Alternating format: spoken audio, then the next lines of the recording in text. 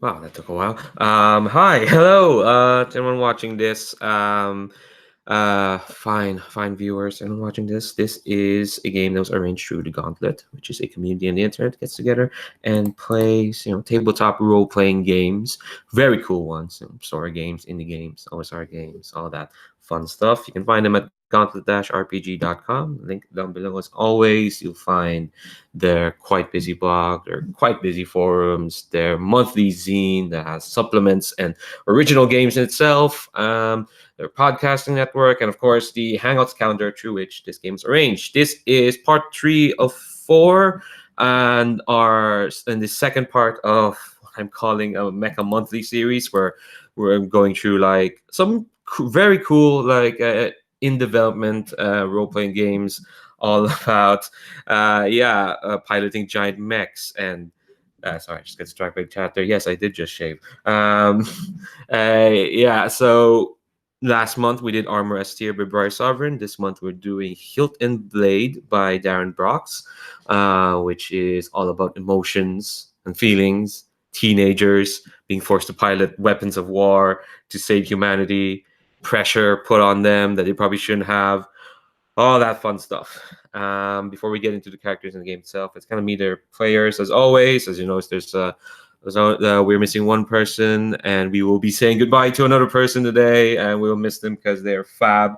Everyone here is fab. Anyway, and I guess I should introduce myself first. My name is Leandro. I use he/him pronouns, and yeah, I'm gonna call upon. I'll go in the order of the screen I have here, which is alphabetical. So start with yourselves, Diana.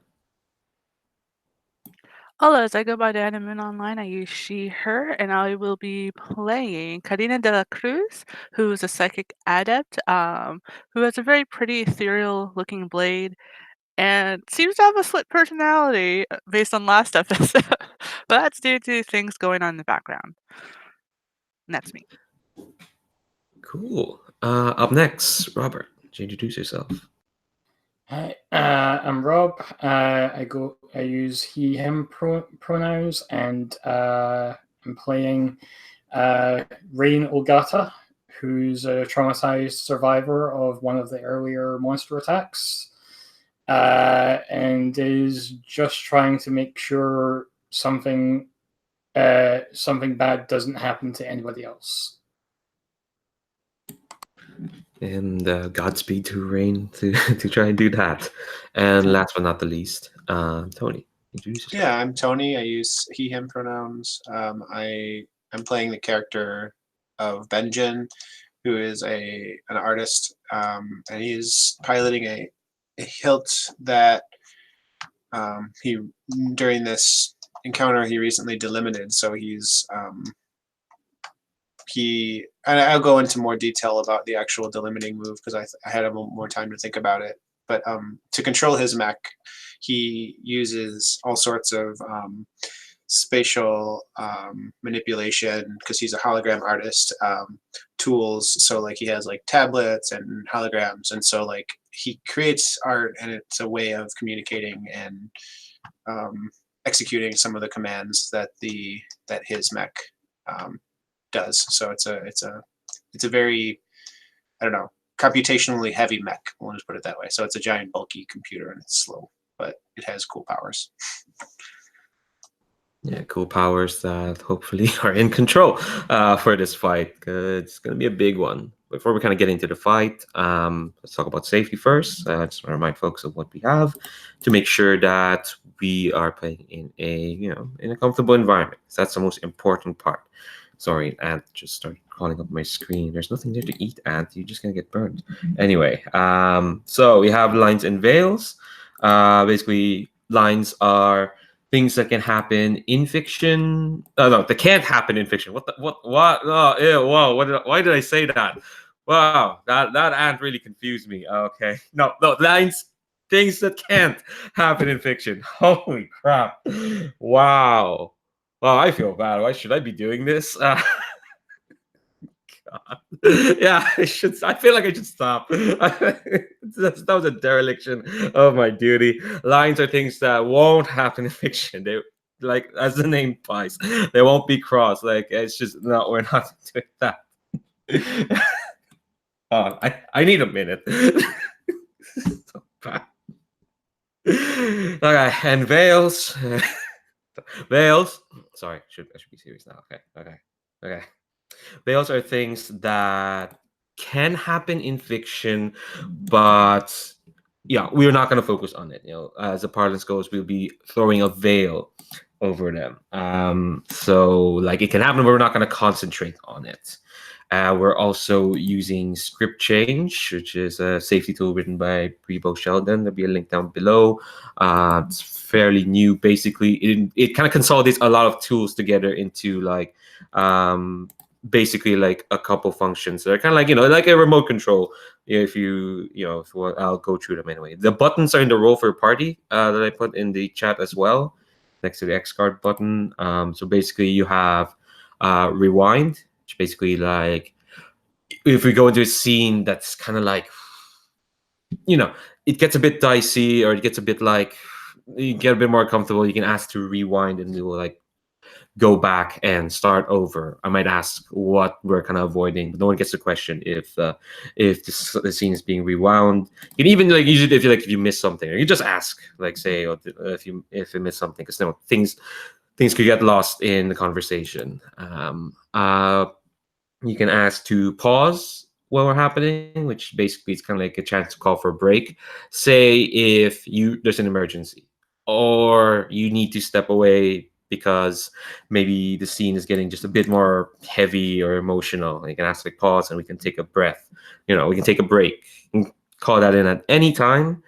And also there's fast forward, which is basically like, we don't have to linger on specific moments. So you can use that. So if like there's a thing that's not in the veils, but there's a scene that you don't want to be protracted or you don't want to linger on, you can say, fast forward that and we will move on.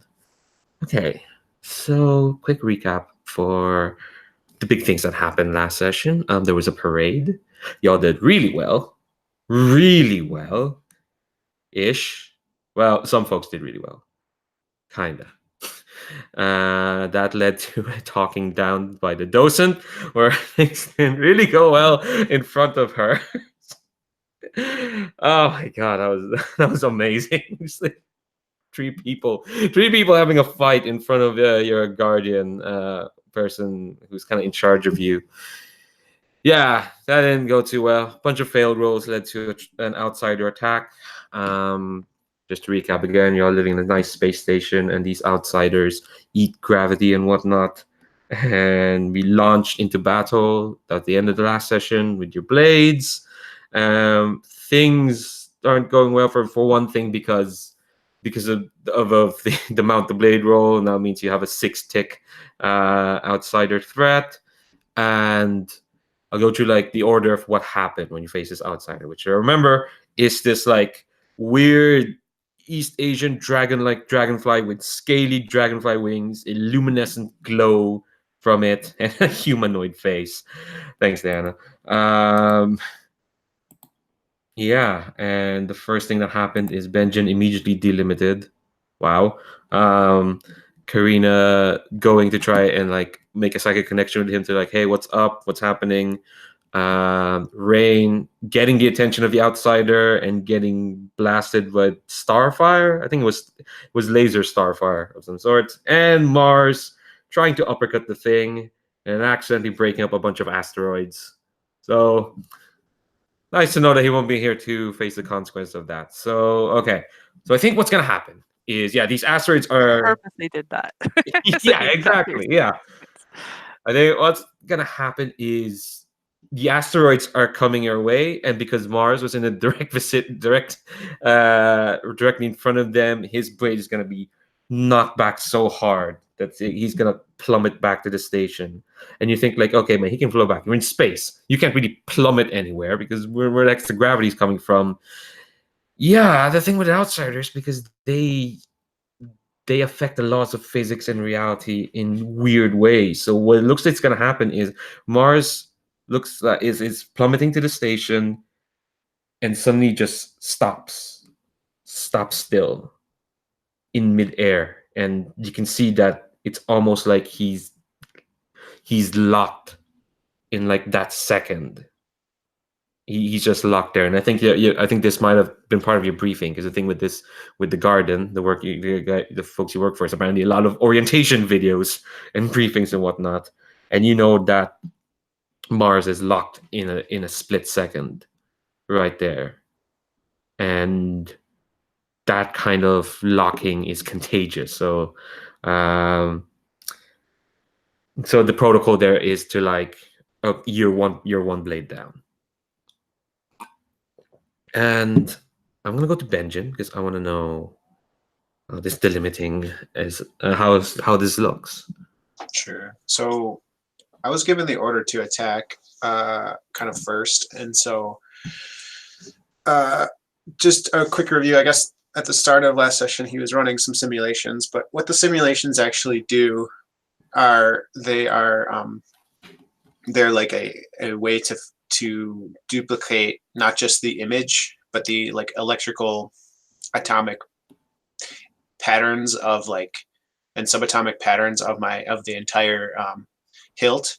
And so what happened is, and the reason I'm losing control of this whole situation is because now there are multiple. They're like I cloned the ship like 4 times, so there's 5 total HILTs, and each of those has like a Benjen inside that is like has a mind of his own and is just like going off. And so I can't control that, but the best I can do is try to figure out which Benjen is the real me. And so I've kind of lost myself in this mirror trap of like I'm on comms with myself, but I'm also trying to get these Hilts to kill this thing. So I can't really talk to anybody. But I was thinking I don't have time to like send a message back to the rest of the group, but maybe one of these, like there might be an opening for one of these to have like an introspective moment. But I think like he's gonna do some carnage first and just like rip and tear apart this thing. Okay. So before we get introspective, then yeah, it sounds like you're unsheathing the blade. The nice thing with delimiting is that you always roll on an advantage. Okay, cool. So unsheathing the blade. Unsheath. So that's best of 3. Yes. Actually, hold on. Let me check something. Roll with ego. Is there ego strained? Okay. Oh, probably. Yeah. So that actually actually cancels out the advantage then. Okay. So just So roll. you just roll 2d6 plus 1. Okay, I get an 8 if after the plus 1. Yeah. Yeah. So- Okay. So on a 7 to 9 unsheath the blade. So I'm gonna untick. So we're now down to let's see. How do you tick this again? Okay, cool. All right, so 4 more ticks to go. Doing great. On 7 to 9, untick 1, but you, the player, must introduce an unexpected change in the conflict. So describe to me how the phalanx of Benjens attack this thing. Well, so yeah, I mean they have like the small sword, and so they're flying slowly, but they're attacking this this outsider from many sides. And I don't think we really described its dimensions too much, but I kind of imagine it kind of snake-like, and like obviously we have the face and the wings, but I imagine it kind of snake-like, like a Chinese dragon kind of esque, and so I think it's like that at multiple points of attack, like above, below, the side, anywhere that there's not like beams of light coming out, that's where the different my different blades are attacking. And so maybe the wrinkle is just like that. Maybe the wrinkle in the thing is in the plan is that like it's in its kind of shakiness, it has like more tails behind it. So these tails actually can actually spread out, and they might be able to like, I don't know, wrap up a couple because my mech is slow.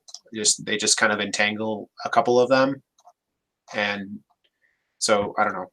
Yeah, and I think with these tails, because we describe this outsider as gulping kind of mindlessly like a goldfish, and we describe that they want to eat gravity. So where the tails end up is kind of like where the gravity's been eaten. So when your Benjens kind of come in to attack, they will get some good hits on, and and everyone will just hear this like horrific like bass of a scream coming from the outsider, but quite a number of those Benjins are going to be caught up in the pockets of where gravity was eaten. So it's actually hard to tell because all the light is like your vision's kind of bouncing so many ways. So around the tail especially, it's hard to tell where those tails are coming and going because it looks like it's bouncing around like a broken house of mirrors. So the Benjins are coming in wherever they are, and it's hard to get another hit in. That's why you only get to take one. Okay, so you said that how's Benjen feeling? Because I wanted to frame this introspection so Carina can cut in. Yeah, sure. So Benjen now he's realizing he's afraid because he's in, even though he's not, maybe they don't know it, but he is one of the ones that's captured and kind of like entangled in this thing. So he's like he's like thinking of sending a channel, basically opening a channel and just being like, the calculations went wrong, kind of explaining some of what's going on. Like I have to back out of this program because, and he's like, because I'm losing myself in this inside of this blade. It's hard to explain, but I'm trapped inside this hologram. And then you hear another voice come over the communicator, and it's like, you're not trapped, you're fine, just hang in there, we're going to cut you out. And it's like Benjen's voice, and so it's like he's being like, you see what I mean? I don't listen to him, listen to me. I swear, I just want to get out of here. This is getting really scary. All right. And so it's he's fighting with himself literally, but also in his head he wants to not be fighting because he's getting hit. I just looked at the last week's wishes. Yours, Tony, was see Mars do something epic and heroic. Yeah, that's not going to happen. So, Carina, how your mech was heading towards Benjen, and you want to like try and connect. So, what do we see? How are you doing that? I think I tried at the end of last session and it didn't work because obviously, technically, mechanically, at least at the last session. Yeah, mechanically it will work, but Yeah. So, I think like Karina's in a tough spot right now because she just witnessed Mars get like basically what's the word I'm looking for? Quarantined and out of commission, and Rain is doing so far so good, which yay. But then we have Benjen.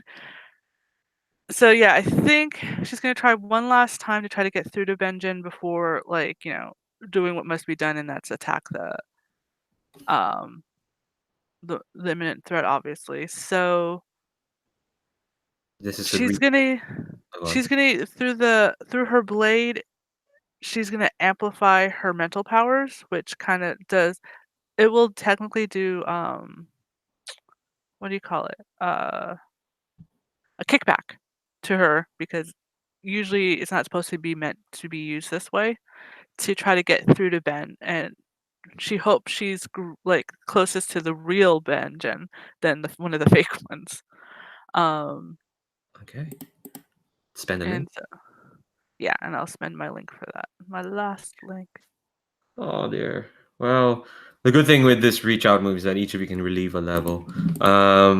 So the thing with this move is it is kind of like that happens in anime when suddenly two people are having like a heartfelt conversation, an imagined heartfelt conversation, like I don't know, in a field or someplace nice. It doesn't have to be literally happening in the battle as well. So Carina, where do you and Benjen have this like connection, this talk, when you finally connect with him, with the real one? I'm presuming Benjen has we're all given as ways to keep us compliant and everything, like spaces that are supposed to be for ourselves in the and I'm assuming he has a studio. So it's a very ethereal, virtual space of his studio that we're kind of meeting of the minds in. Ooh, Benjen, what does your studio look like? Yeah, I think there's lots of. It's got like some rafters and actually like some sculptures of the blade that I'm using, and it's interesting because like they're actually like mache physical sculptures, but then there's also there's several projectors also kind of like nearby, and so but additionally, I mean, there's just tons of computer screens and just lots of like big boxy computers left and right, and probably also just some ink and mostly like an interesting mix of like papers filled with ink and calculations and just like it's extremely messy with just things thrown all over the ground and things stacked on top of things. Okay. All right. So I think the two of you kind of see each other in this like ethereal space, and oh no, I think before we get the conversation started, the way this move works is that there's a list of questions, and you thread it around the conversation you have, and you can alternate each other. And the person who triggers reach out gets to ask the first question. I want to know what that question is, and then we'll cut to Rain. So, Carina, what do you say? How can I get you? I don't know if this is possible, but how can I get you to realize yourself? All right, think about that, Benjen. Meanwhile, let's cut to Rain, who is under heavy fire because this thing is screeching out. I'm imagining now that its screech is like I might have described it as very high pitched last session, but I'm changing my mind. It is now a low pitch Inception-esque bwong as it gapes open its mouth, and this luminescent starfire is it's trying to kill you, Rain, and like the creepiest thing as well is that you're in space. You shouldn't be able to hear this thing scream, but you can. What the hell? And yeah, so what do you do? Yeah, so I'm just like I see, Mars flying off in that direction and then get frozen, and Carina is trying to help Benjen, and I think I'm like got my shield up at this point, like trying to like hold back the energy, and like where's the energy coming from? From its mouth. Yeah. So I think what I'm gonna do is I'm gonna pull. I'm gonna try and because it's a problem because my shield is also my bow. So I'm going to try and fire a shot through my shield. Okay. Let's see.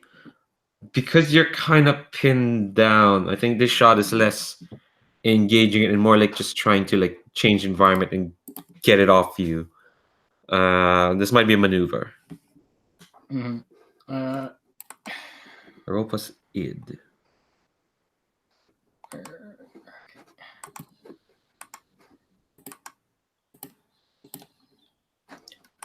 Oh, What's it's up? Snake Eyes.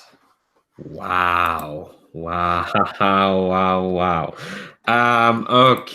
On a 6-. So this is the thing. Don't worry. If we were playing this last week, I would have thrown you the hardest of hard moves. But there's now an addition to maneuver on a 6-. Stay out of it or face the docent's hard move. If you stay out of it, I mean, you still get to make a move, but it's more background. It's not on you, but you are gonna have to roll again if you choose to stay out of it. And I don't get to know what the move is, do I? Who? Actually, you know what? I maybe I will tell you. Huh. Okay. All right. So you try to fire your shot, and it goes straight into. I mean, it's a 1 in a million shot. You manage to shoot right into its mouth, and it causes a chain reaction. And suddenly you feel this tug, this tremendous, horrible tug as suddenly whatever's happening, whatever reaction's happening inside that outsider, it starts going into overdrive as suddenly you and everyone else are being brought close to it, as if like it's eating all of the it's using all the gravity it's eaten to try and suck you all in, and you can see its mouth gaping wider and wider. Yeah. So do you want to stay out of it, or if you try and stay out of it, that hard move will be lessened. It'll I'll be take more of a background thing. I'll take it. Sounds like the sort of thing that would happen. Oh, so you're gonna stick with it? Yep. Okay. All right. Okay. All right. So while that's happening, how are you feeling, Rain? Actually, let me ask, how are you feeling? Meanwhile, we're all oblivious to it. Oh, we'll get to you. We'll get to yourselves in a moment. I'm feeling angry. Like, because I was actually depending on Mars as the leader of this team, as the person with the most experience to somehow get us through this, despite his ego. But no, he's the first one to go. Okay. I want to ask you for an introspective role in a moment. But about your feelings about Mars. But yeah, let's cut back to the studio, and I think I think you can feel a tremor Mhm. or a wobble. Actually, yeah, a wobble is a bit weirder. So a tremor is like, oh, it's probably just an earthquake. But no, the world around you wobbles. So do I answer the question to? I'll answer it to Carina. sorry, Carina. Yeah. Just like Benjen's just like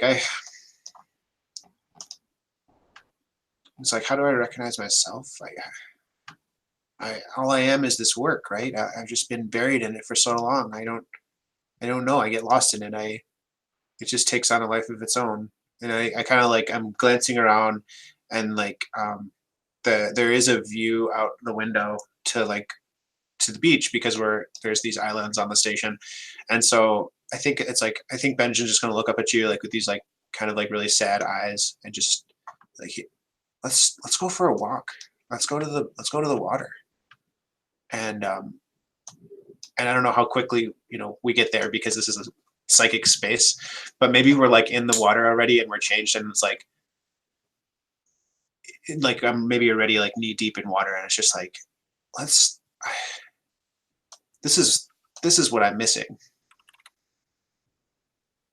And yeah, exactly. This is what I'm missing. And I think Benjen just kind of looks at you, and like, I think looks at Carina, and is like, you just kind of, you see like a small smirk just start, and then he splashes you. Yeah, so Carina was like following along because she's trying to get to the bottom of this and try to hopefully, even though it's never been done before technically, to get someone to delimit before the battle's over.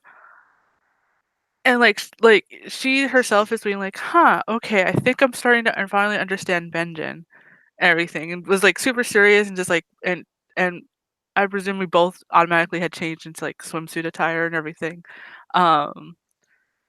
And I think the act of the splashing like caught her off guard. Like, since that's a very like, youthful thing to do, childish kind of thing, fun kind of thing, that she's taken aback, like, we're children still, technically.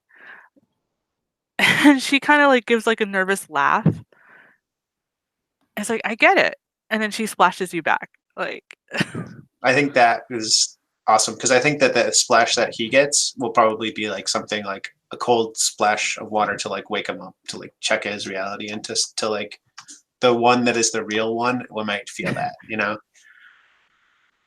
So, but I don't know the rule set wise what we should be doing next. You go to the operational moves, reach out. you ask those questions alternating until they're all asked. So, Oh, okay. So Benjen, it's your turn. Ask one of those. You can't ask Okay. the one that Carina asked you. Okay, so reach out. I'm sorry, it's going to take me a second to get to the move.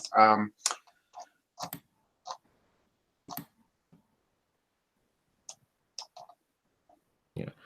Okay, yeah. I do want to get you out to at least 2 questions in this, so we can finish the interaction and you all can say. Okay, what do you what do you want from what are you trying to hide? Because this is you. This is Carina. Like, she's the one that's hiding something. yeah. So how do you ask that? Like, I think it's like as we're once like the- playfully splashing each yeah, right. I think yeah, because it well, or do you ask it in like a different way? yeah, I think it's like, I don't know. I could go either way and ask, like, yeah, I think it's like a friendly, like, so what are you hiding? Like, there's obviously something there. Like, we're both here. Right. And we're not fighting for some reason. I'm like kind of giggling to myself because we're not fighting and we're having a good time in the middle of a fight. Right. Well, poor Rain is doing the bulk of the work for us. I think it takes a second. Like, again, like, it seems like all of Karina's like actions are kind of like delayed for some reason. And so it takes her a second to like really understand the question, and like her smile falters a little bit, and it was a smile that she had like anybody's rarely seen. Like, technically she's never smiled like this in real life, quote unquote. And she goes, I'm hiding everything. Like, you hide yourself in your work, which is totally fine. It's okay. I mean, artists are like that. But we're all not okay. We're all doing this we can't be this. And she like spreads around like the beach and everything. It's all fake. And I'm trying to hide what everyone's been pretending not to know about.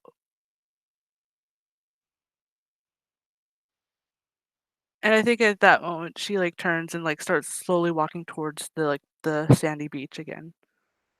Hoping, like, you'll follow. Hmm. Yeah, I think after a second, a pause, Benjen will go and follow you. Okay. And then I think I would probably I would ask, like, what are you feeling right now? It's like, well, I'm feeling like you're right. Like, we shouldn't pretend that that everything is okay, right? But doesn't part of you want it to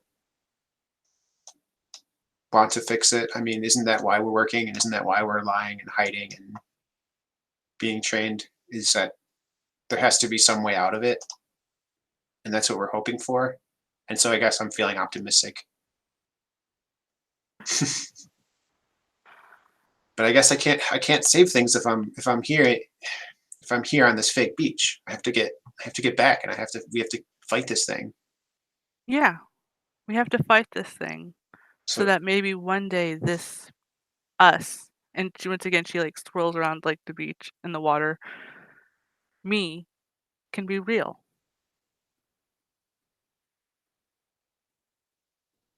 Are you ready for that, Benjen? yeah, Benjen's like, without like saying anything, I think he's like inside, he's making that turn, and I think he knows what you want. Like, he doesn't need to ask what you want from him. So I think he just knows. So he's not even going to ask it, and just be like, and just kind of like nod. And then I think that would be enough to snap him out, but I don't know. Yeah. Yeah, I think you're not gonna undelimit, but Mhm. what's gonna happen is I think you probably have a clearer head of what's going on, because when the two of you snap out, you see that, yeah, your blades are being drawn towards the outsider whose mouth has opened to an impossible height now, to the point where actually one of the hologram uh, uh, other blades is kind of almost stuck on its mouth, and the mouth of the dragonfly outsider is still elongating upwards to try and fit it in. But yeah, when the two of you snap out, yeah, you're all being drawn in inexorably, like a tractor beam. Meanwhile, Rain over there is like, oh, fuck it, Mars. Are you're getting introspective there, Rain? Oh yeah, Yeah. the two of you relieve a level. But yeah, Rain. So Yeah, I'm getting introspective.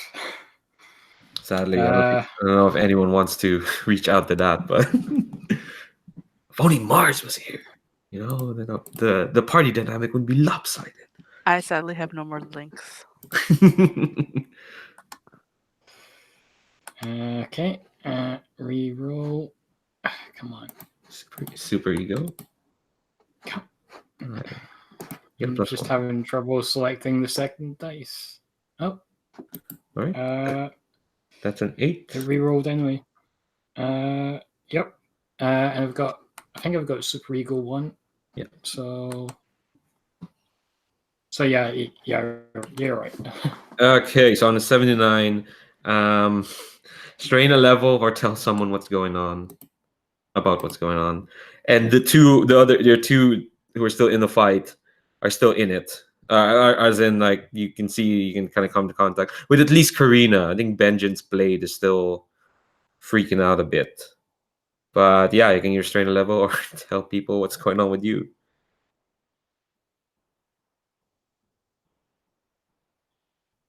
You're muted.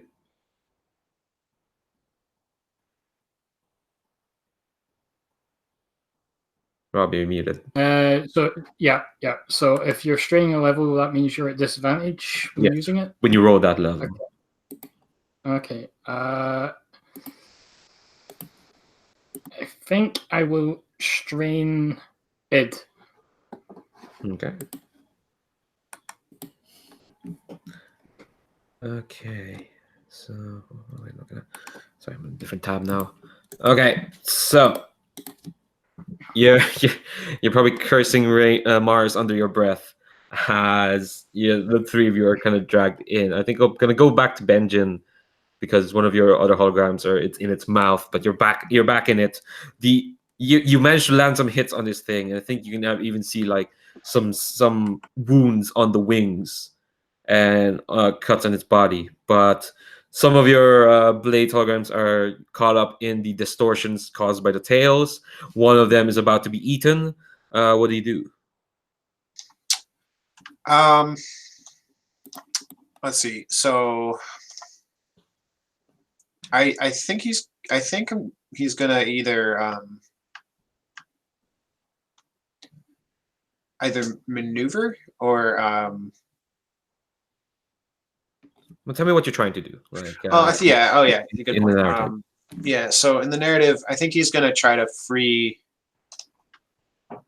I think he's actually gonna try to free the one that's being struggled with by just ending that part of the the holographic projection. So basically, like turning off like half of the projectors. Like maybe he has them at 100% and he's turning it down to 50, so that there's only 2 projections instead of 4 projections or something. And so the idea is I think he's going to be like frantically like running the same calculation, but he's talking to himself and he's like, all right, we need to all work as one. We need to run this calculation and make sure that that these holograms are taken offline. That way it's freed up and we can focus our attacks on the other side. And so Okay. Yeah. That is indeed a maneuver. Roll plus id, and you clear id? Yes, you did. Yeah, I did So clear you id. roll that with an advantage. Yeah. Okay, great. I have a lot of windows open, more than usual. Okay, here we go. So I rolled it with advantage. I get a 11. Oh wow. Okay, so On the 10 plus, you do it and gain insight. So you can ask me, the docent, one question about the situation and then describe how you communicate this information to another hilt and they can take advantage. They take advantage on acting that info. So yes, you'll manage to turn off the one that causes mouth, causing its well no. I think what happens is it's when it turns off, it's still elongating its mouth.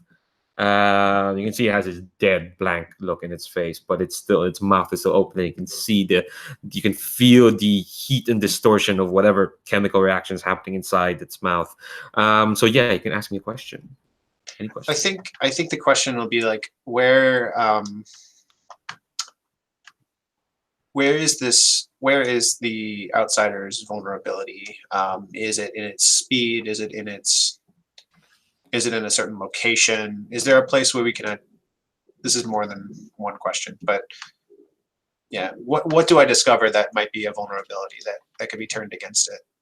I think as part of the operation of you getting it, turning it off, is maybe some of your holograms kind of like attacking along your where's the hitbox, and I think what's gonna happen is one of your holograms is gonna clip its wings, and when it does, the mention here is like wings are peacockish, almost beautiful in the light. But the thing with the peacocks, even though they're scaly, they're weirdly fragile. It's almost like it's keeping this outsider aloft with those wings, which should make sense because you're in space. But the thing with these outsiders, you're kind of guessing, is that it's not so much their threat to your laws of physics. It's more they're imposing their own law in this space or they're existing. So in their space, these wings keep it aloft, and it shouldn't make sense, but it's making it make sense. But you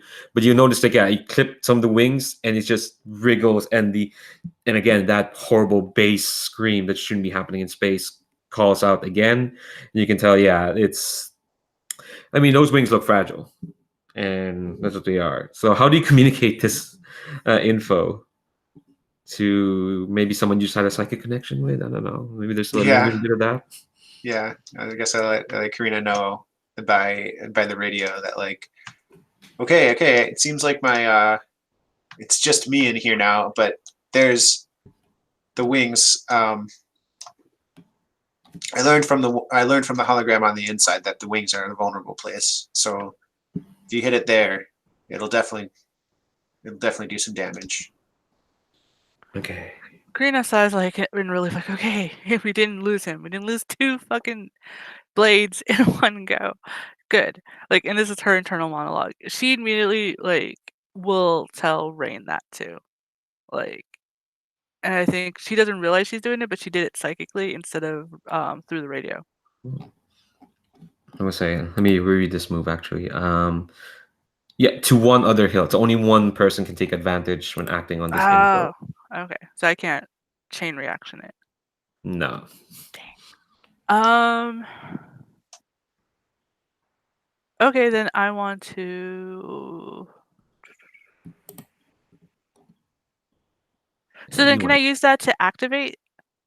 Ooh, well, tell me what's your activating. What's the effect or power that you're trying to do? How do I?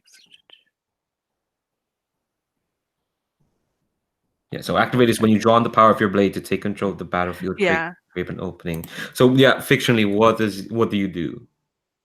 So she'll fly towards the wings to make it more of like a visual like a thing, since she can't relay it specifically to like anybody else. But hey, there's a reason she's going towards the wings, in a way. Well, trying to, and away from the mouth, because she does have flight and she's adaptive. And she's going to use the big ass gun she has to shoot directly at the wings, amplifying with her mental ability, so that it does like would be technically like twice the damage kind of thing. Okay. Yeah. So sure. Yeah, that sounds like activate. Because you're not just attacking. You're telling everyone like you're telegraphing where to attack. Yeah. So Okay, cool. plus super Roll ego. a super ego. Yeah, I finally get to use the one thing I do have. And then double checking something. Oh yeah, you roll at advantage as well because you're Okay, taking that was advantage. Yeah. Mars doesn't need his dice. Not right now, no. All right. 9, 10, 12. Plus 1, Wait. 13. Right? Wait, no, you take the two highest. Oh, sorry, 2 highest. 10. Okay, 10. Okay, all right. Dang. Jesus. Okay, on the 10. Okay, so on a hit, yeah. Okay, on a 10 plus, ignore the strain. Okay, Darren accidentally deleted a sentence here, and what actually happens on a hit? That's kind of annoying.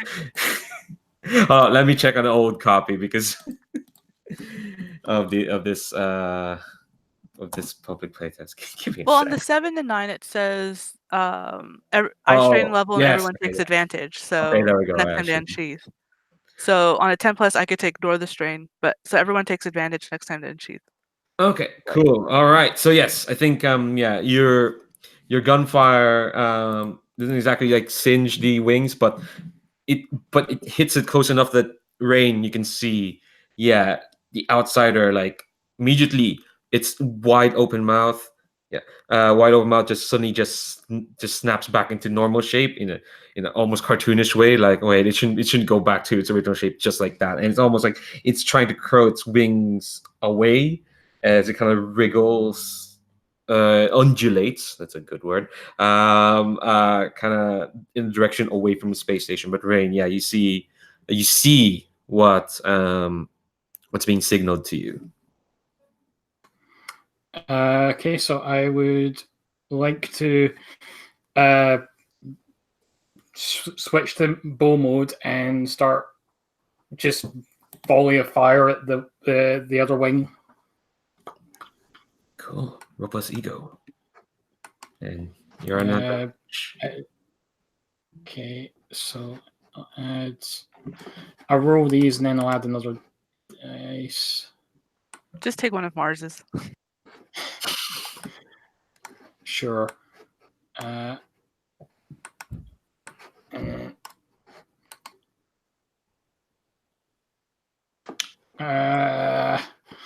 Okay, so that's a 7. Oh, okay. All right. That's a 7. Pretty made it there.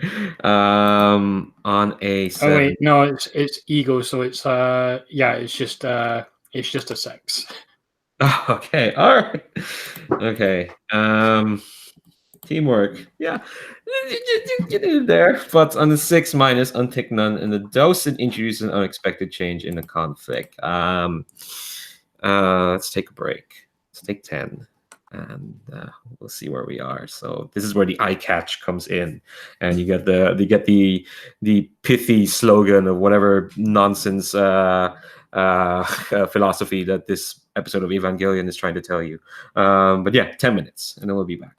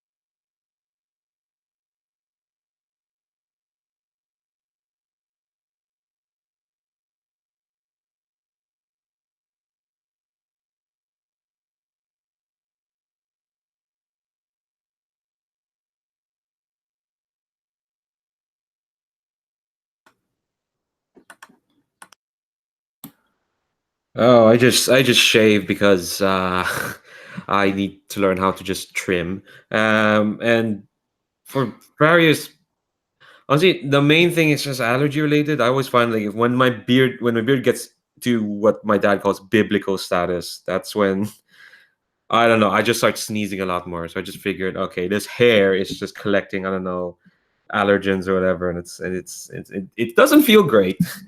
Be sneezing a lot when got a lot of facial hair. So I always have to shave down, but I just shaved yesterday, yeah, so I look like a baby. Um, ugh. Anyway, okay, I'll remind folks that you can use links to bump up a result level. Just a reminder, in case people need to bump up a result.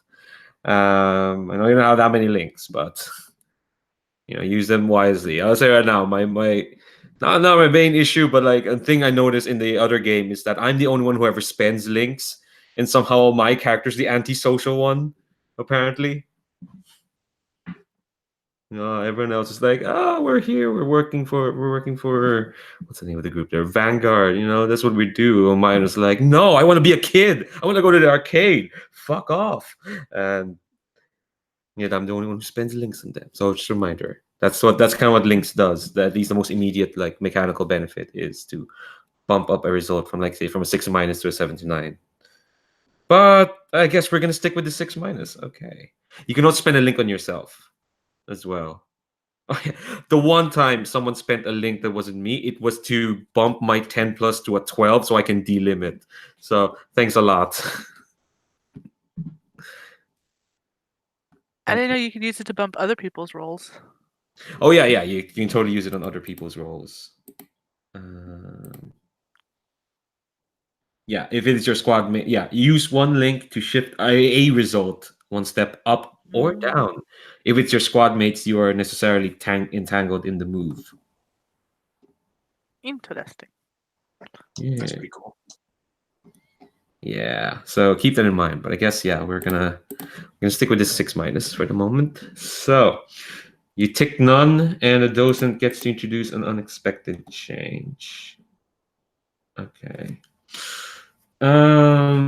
So you move into bow mode, Rain, and then you take your shot at the wings. And the thing is, they are quite spread out and peacocky, but it knows that you're thanks to Carina's movement as well. It knows the wings are being targeted, so it actually managed to like flap and tighten back down quite quickly, as in just to miss the shots. But then you see it's slowly starting to spread out again because it needs its wings to move. But you can see that the head as well, the face is gulping quite fast. It's going very quick, as if like it's trying to like do something. And the luminescent light coming out of it is just it's pulsing in a way. So when you see the wings coming out, you can see that growing from underneath the skin is metal. It's converting whatever it's eating into metal. Soon it's going to make its wings bulletproof, so to speak. But you have time. You can still see it kind of happening as it's kind of spreading. It's spreading its wings back out. But you've got a moment. Benjen, you've got your other Benjens kind of under control. Yeah. I think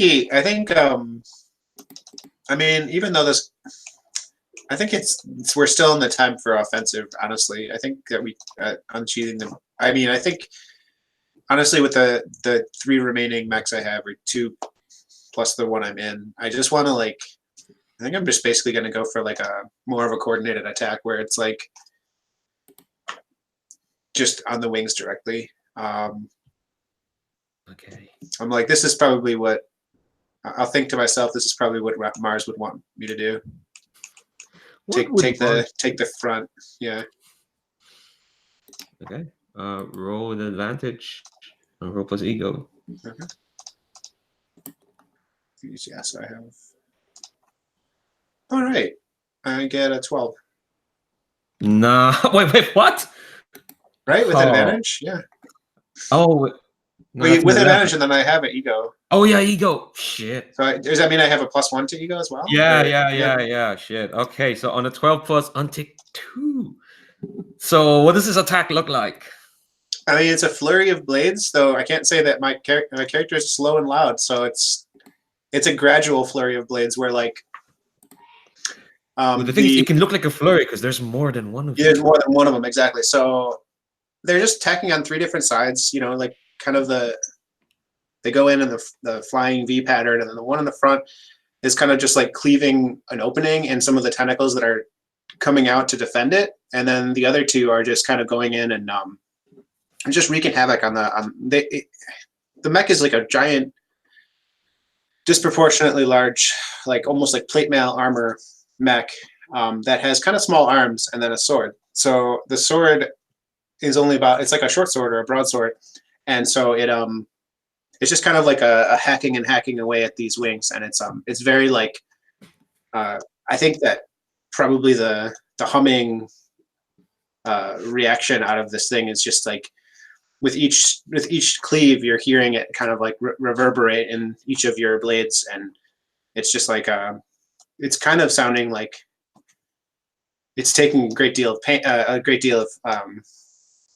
it's undergoing a great deal of pain, so it seems to be effective, and then meanwhile, like as 2 of them are cleaving into it, the 3rd blade is just making sure that those ones don't get captured, don't get entwined again by the close range kind of grappling that the outsiders doing.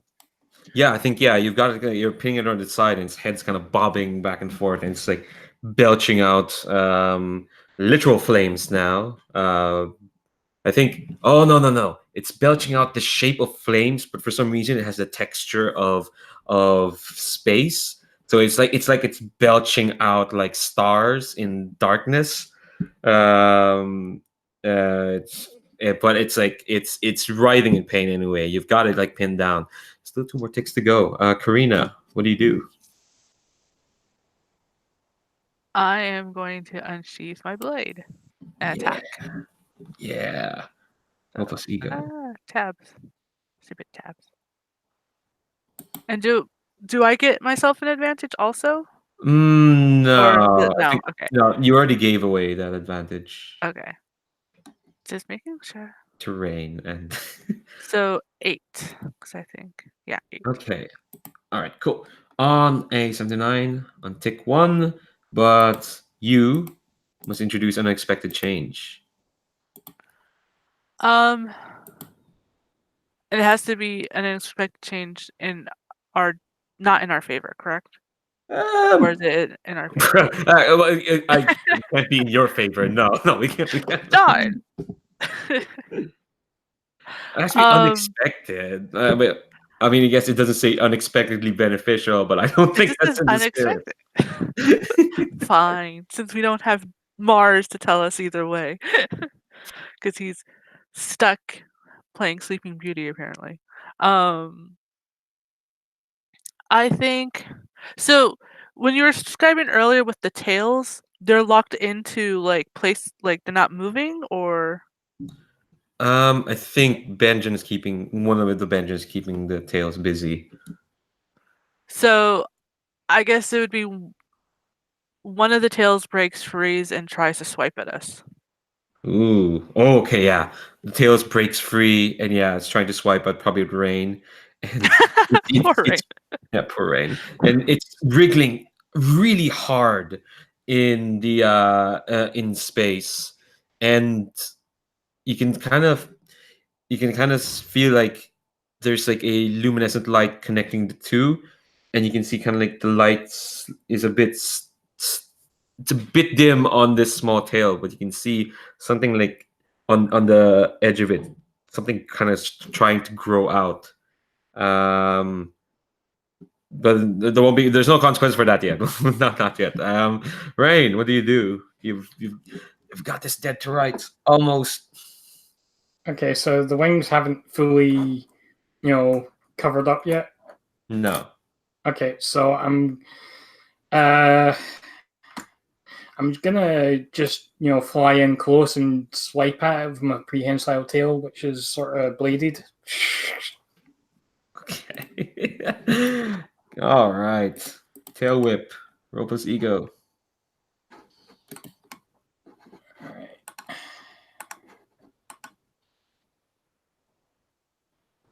I will have to upgrade that if it's as much of a fail as it looks. Yeah, that's a 5. Okay, all right. So Benjen can certainly spend a link to bump that to 7 to 9. And I think I don't think you need to introduce an unexpected change because this fills the clock. There we go, Benjen. Rain. Sorry. Describe the final blow you deliver on this thing. So Rain just is the mech just swoops in and rides alongside the wing and just brings its tail out, brings his tail out to the side and just shears the wing clean off. And I'll let you describe how that ends it. Okay. Okay. So yeah, you cut it clear off, and the thing is, it was in the middle of some sort of reaction. So on the stump, you can see it's bleeding out that weird star fire, and it's not only bleeding it out, it's bleeding out all the gravity it ate as well. So I think what's going to happen is you probably recognize this. All three of you probably pull back as kind of the gravity that's spilling out of this outsider starts eating it alive as it's kind of being crushed into this well, and it's screaming as it's being sucked in. It and also the tail that came off is kind of being sucked and crushed in this sudden upswell of gravity, and it's pulverized into the tiniest atoms. Actually, no, I think the tail we can leave off so that, I don't know, the garden can pick that up and do experiments or whatever. But yeah, you see it. It's almost in a blink of an eye. The way it was this gigantic dragonfly thing is just suddenly crushed, just gone, atomized to the tiniest bits. And yeah. So I was thinking, if maybe one of the blade projections actually just grabs onto the tail like a second before it might have swiped, and that's actually how it gets like disembodied from the actual thing, and then he just takes the tail with it, so that, like you said, it could have some. We could do some research on the remains afterwards. But that kind of helped explain the link too, that because Benjen might have just flew in inside and just kind of defended a melee attack or something. Yeah, I think it was probably almost instinctual because, again, you've got multiple Benjens and you're still kind of delimited. And I think the cleanup. Go on. I'm good. That's all. I just wanted to build in the link because I realized we're supposed to do that kind of fictionally, I think. Oh yeah. Oh yeah, so, That's how he ends up with the tail. Maybe he blocks it from getting Rain and then just rips it and goes off running, or maybe it even gets sliced off during Rain's tail. one of these tentacle things gets torn off during the attack. All right. I like the idea of Benjen it's my tail, wahaha, like Kitty going away with it. Echoing that beach scene. Yeah. Random question, Carina, or I guess to Diana. Did you ever figure out what past your hiding is? Yes. Okay. All right. Cool. We'll play to find. I'll play to find out, and you can tell me when you figure it out. Okay. Cool. All right. So I think the cleanup. So I just had to ask that question because that would determine whether I do a thing or not. I mean, if you have a good idea, I'm all for it. I'm all for the drama. Okay. Well, I can adapt it easily if you have something in mind. Yeah. It's just that you described her as an outsider. It's like, come on, you're not going to use that word unless you're deliberate about it. Of course. So yeah, I think only you hear this, as the outsider is being pulverized. It's bobbing back and forth, and as it's kind of atomized, its face looks out and kind of sees you, and you just hear a voice go, "We miss you." Okay, so now the cleanup crew can come and like kind of like, I think I'm imagining these are kind of like just harnesses. They're kind of like, all right, you don't need to pilot them back to the space station. You're gonna cut up this harness. Mars has a bit more complicated harness because he's still kind of time locked. Yeah. So it's more like a big perspex box that he's in. His blade. I think your blade, Benjen, it's also a bit more. It's a bit more. I think it's like multiple harnesses as they kind of try to get you under control. And then, what was I gonna say? Oh, Karina's the yeah, first, as soon as like she sees the cleanup crew and she sees that someone's taking care of Mars, she's the first to get out, like hell out of Dodge, especially after what she thinks she hears. yeah, yeah. And I think for you, Benjen, I think it is like, well, the two gets like the usual crew. You probably get like a veritable army of engineers and harnesses as you brought back to Earth. How do you feel, Benjen? Once you're out of your blade. Benjen feels very like empty and like shaken. He feels like he lost a piece of himself out there, like maybe a piece of his innocence, because he might have killed a different version of himself. He's not sure about it. Do you like I think there's a psychiatrist there. Give them a name. Your psychiatrist, Miss Knight. Knight as in like a swordsman knight. I kind of recommends you stay in the hospital for like maybe a day or two. Just like a full just like detox for the moment. The limiting is not meant to be good. Yeah, he feels like he murdered someone, and he just has the guilt of it on his hands. Like he feels that. Well, that he's just internalizing it, and it's not pretty. So he's not really very happy to meet anybody or take any congratulations for any of the work. Okay, Rain, how are you feeling as you're kind of being brought back? This isn't the first time you've gotten to an outsider up close, is it? No, I felt like I probably had some a couple of other sorties before this. Okay. All right. So yeah, I think we'll kind of skim over like. Actually, no. What's gonna happen is each of you is gonna be visited by the psychiatrist, Miss Knight. Or no. I think because of the way how this imminent threat started. No, I think it's the docent is gonna be the one visiting each one of you one by one. Let's start with you, Rain, and you actually get called to her office. Maybe this is like a day or even like a few hours. No, let's give it a day. After you defeat this outsider, she calls you to her office, and there's only one chair. And yeah, she's like, "Sit down." I'll take a seat.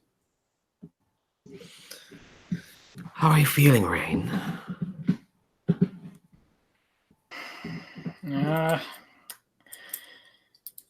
Well, I guess we won. Well, I will know. I don't know how else to call completely atomizing an outsider, but yes, I'd call that a victory. But that doesn't answer my question, Rain. How are you feeling? I feel like I need to train a bit more. Why is that? I had the chance to take the outsider out sooner, and I missed a shot.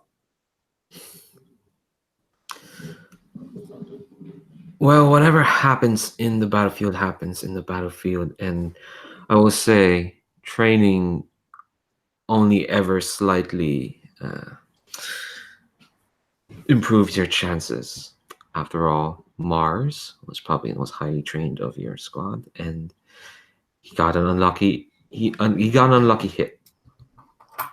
I don't think all the training in the world probably wouldn't have prevented that hit, but it still happened. They're like when she mentions Mars, there's like the close up on Rain's hand as the fist sort of tightens.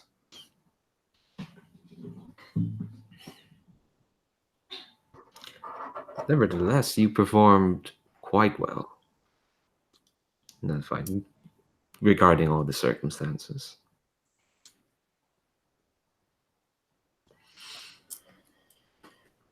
Well, we won and there were no casualties, so I'm happy enough with that. I wonder though, Rain, if you'll remain happy just doing that. What do you mean, ma'am? Well, given when we last saw each other, your capabilities were being questioned rather severely. Do you feel you've proven yourself in that fight? I feel there's.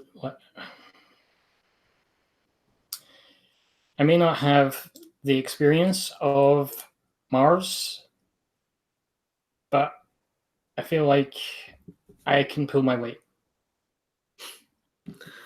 Yeah, she kind of smiles. And like to remind folks what Dozin looks like, she's kind of has, I don't think I've actually described her. She has kind of like immaculate black hair, long flowing. I think it kind of reaches up to her elbows.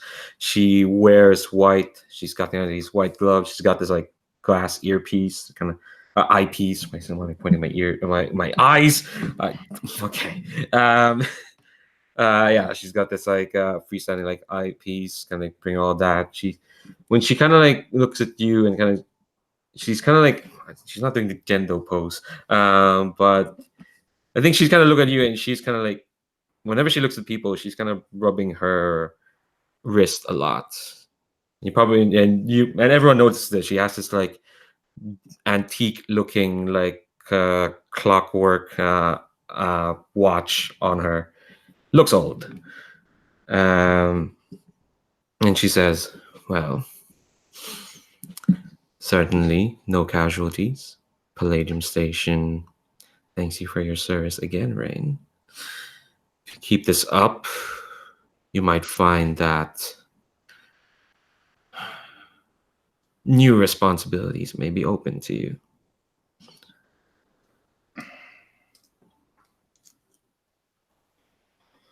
I think Rain sort of winces at that, but like covers it up. Yes, ma'am. I understand. And this is the bit where she feels expansive and asks, is there anything else you want to talk about? I think Rain will just ask for like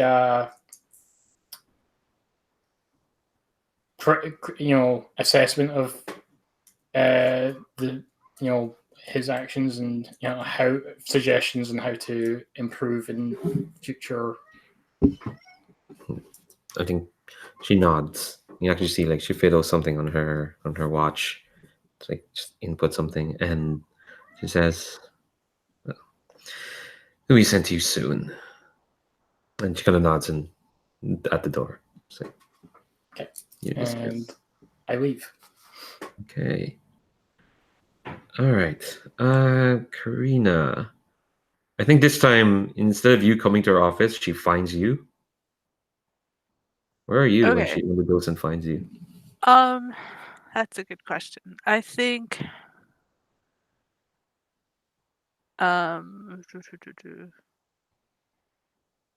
she's on the roof of like the where we tend to stay and everything.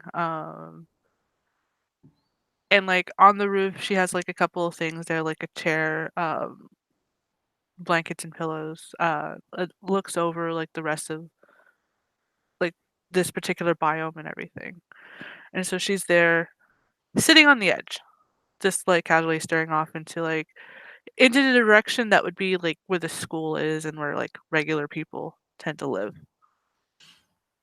I think, yeah, you don't hear her walk up to you because I've described her as like you never see her walk anywhere. Right. Which is like, I mean, if you're gonna keep her eyes on her, she's like a weeping angel in that sense. She just stays in place if you keep your eyes on her. No, I'm kidding. Yeah, so you just hear her voice just say like, "You did well, Carina." I managed to at least make sure Benjen got out safely. And that was incredibly important.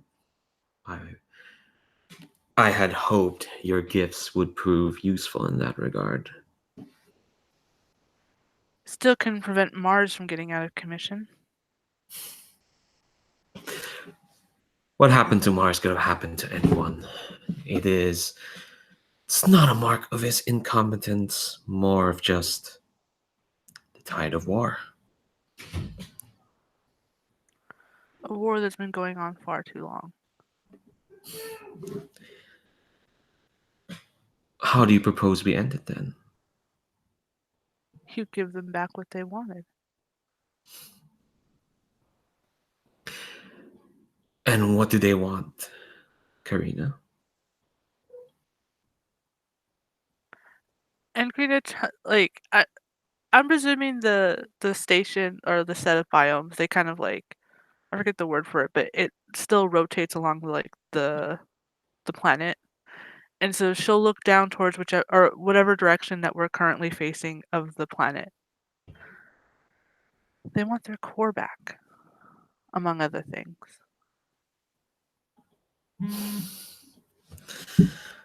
Well, I think, yeah, you hear that sigh. He says, what you're asking then is a complete dismantlement of this station as it exists. I'm not asking for anything. I lost that ability a long time ago.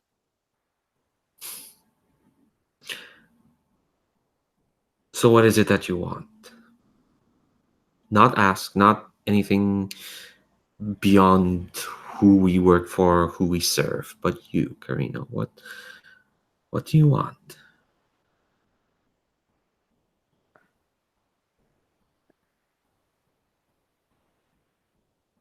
To be a real child. For my squad mates to have a real childhood.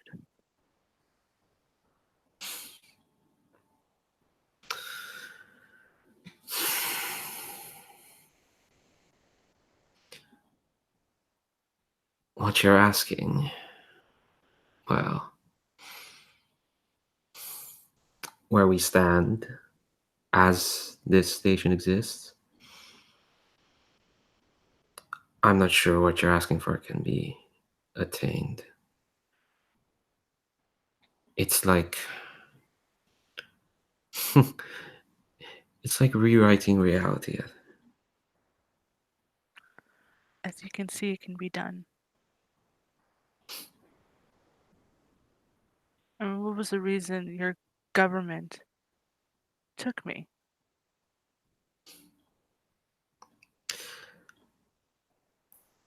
I wanted to see how it could be done.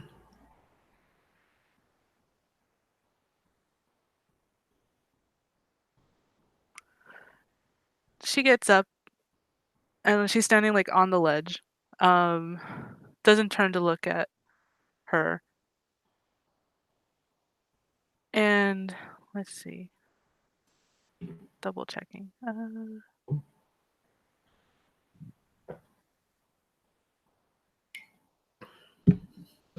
I guess maybe this might be an express yourself. She wants to take a step off the ledge, but not fall.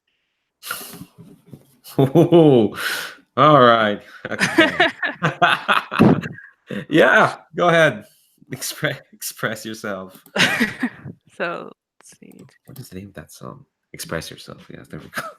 Hope us id. Oh shit, that's not good, right? What did you get? I got 4. All right, so let me take that imminent threat clock. Okay, did he add anything? No, No, I just didn't add anything.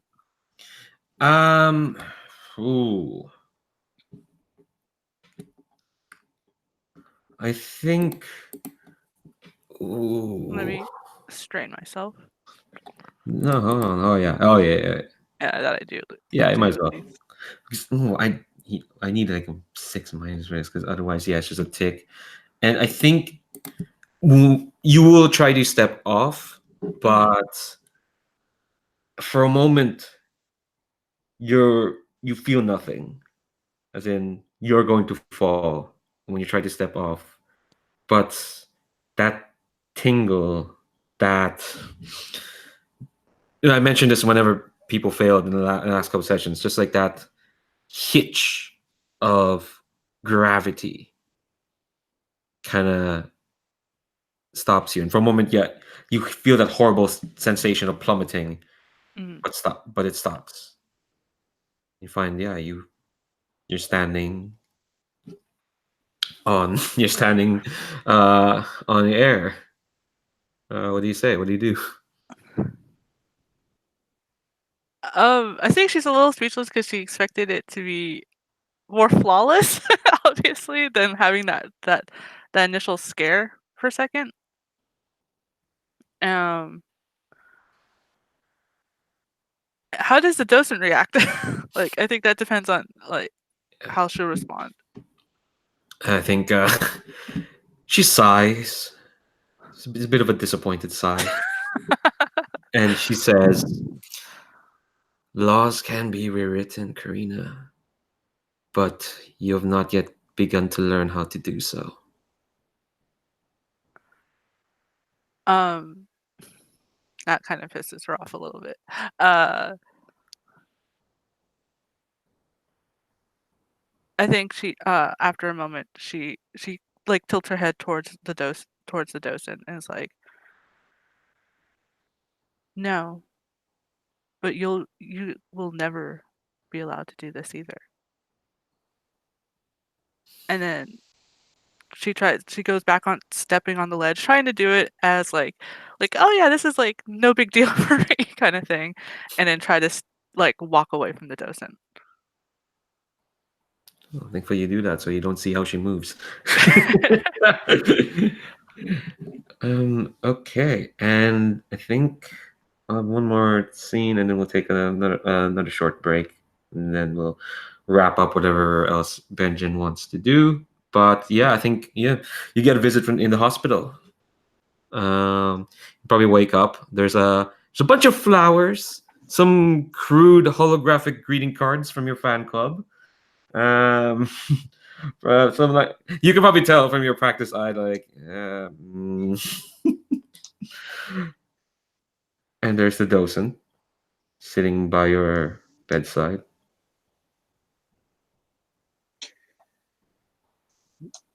I'm just gonna look up at her and ask, do you think they'll care if I throw them away now? They're your cards. You do what you want to do with them. Yeah, I think Benjen will throw them out.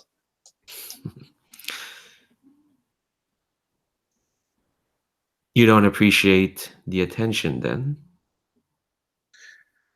Well, I know that it's important. We discussed this at the previous meeting, so I seem to recall that the parades and all of that is important. But I don't think I have to enjoy the shower of affection. I think that everyone deserves it, including Rain and obviously even the ones that didn't on the surface seem like they contributed. It could have been any one of us that was hit by that time distortion. And of course, I'm talking, about blanking on Mars. his name, Mars. Thank you. Yeah, she nods, and she kind of nods towards. You can see just like a couple beds around you. It's not actually a bed. It's like a big metal capsule kind of cube, and it's like yeah, it takes a while to bring someone out of being quantum locked, so to speak. It's a complicated process. But Mars is in there in the cube, convalescing. And she kind of like she nods, and she nods at the bedside table next to the capsule, which is empty, doesn't have any cards or flowers. and then she says like, well, I'm sure you could probably still appreciate being appreciated. It doesn't really feel very good. In fact, I think it feels awful. But I won't stop them from sending their cards. And I won't stop fighting if that's what's needed. I'll still go march in your parades. I'm just, I have to do it. I have to do it my way. But I am kind of like looking upwards now for almost like advice, because I'm like, I'm also afraid that my way is just going to get people killed. More people. It's like, and there's like kind of a tear stirring up in his eyes, just like kind of looking up at the docent, just like his like heart rate is just going up, and he's kind of starting to breathe heavy and just. I think the docent was about to say something, but she sees like a tear, and so she reaches forward and brushes it off. And it's you can see like the glove and the old watch. That honestly, it's not a futuristic watch. It looks like it's made out of gears, and it's like it's weirdly steampunky. But yeah, she brushes your tear off, and just kind of gives you like this sad smile, and says like, for an artist, you speak as you have a soldier's priority, Benjen. All I can say to you is, in between when you have to step into war, cherish any appreciation you can get.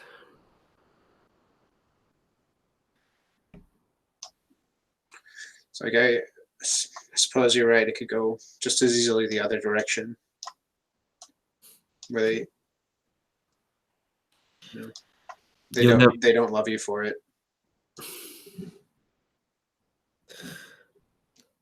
They love being alive. Maybe they don't love you as you should be, given that all they know of you is what they see in their screens or in their parades. But surely they appreciate that people like you make sure they live. Make sure that they keep going. Of course, the cruelty is that all those responsibilities have to be on you.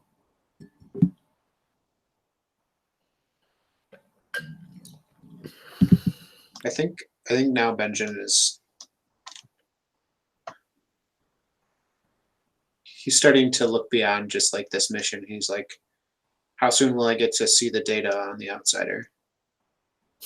He's kind of planning his next upgrades, right? He's ready to get back into it, but he's still exhausted. I don't know if they're even going to let him, because he's obviously unstable. So yeah, I think the docent sees you kind of agitate, but she kind of like again fumbles at her wrist, and she says, "Just rest now. You've earned a day of rest or so. Just rest. She kind of presses something on her watch, and you can kind of feel like sedation kind of coming over you. What about Mars? When is he like gonna start like my eyes getting heavy? We'll take care of Mars. Yeah, we'll be sedated back, and let's take another break before we get into our last hour, and then think of scenes you want to see, people you want to talk to, what you want to do. I'll ask you when we come back. Let's come back at the top of the hour. So 7 minutes from now. Cool. Here we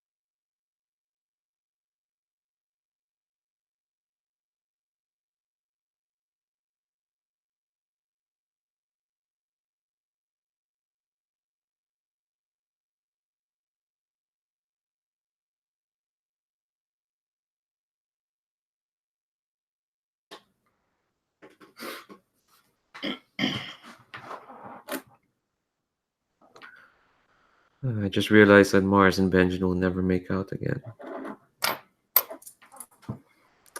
That's sad. Also, so I think I made a docent maybe a tad too nice. It's only because, in contrast, the other game has an incredibly terrible docent. Just so bad, like just a terrible human being.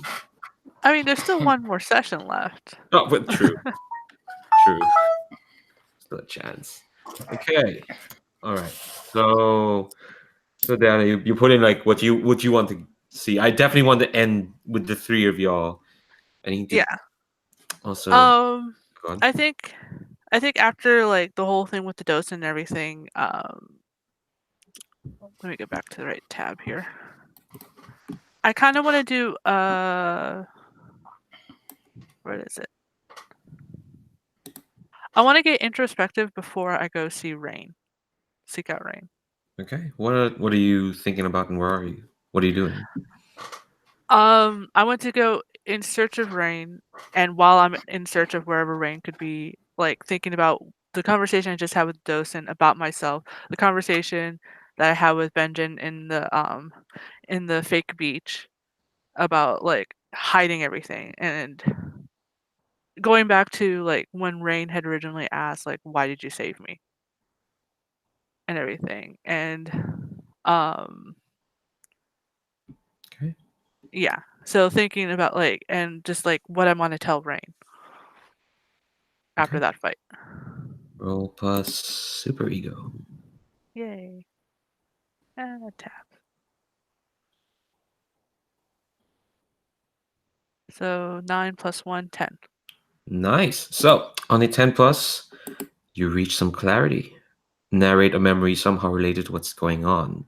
If you do, gain a link for knowing yourself better and bringing that to your relationship. So, yeah. Do you remember? I remember. So what I remember, because sometimes things do get a little hinky, especially with the psychic abilities.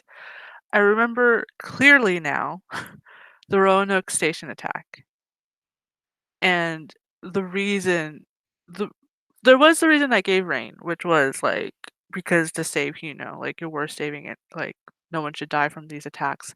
But there was also the whispers that I heard from the outsiders of them wanting to do the whole eye for an eye thing and wanting to take Rain to their side.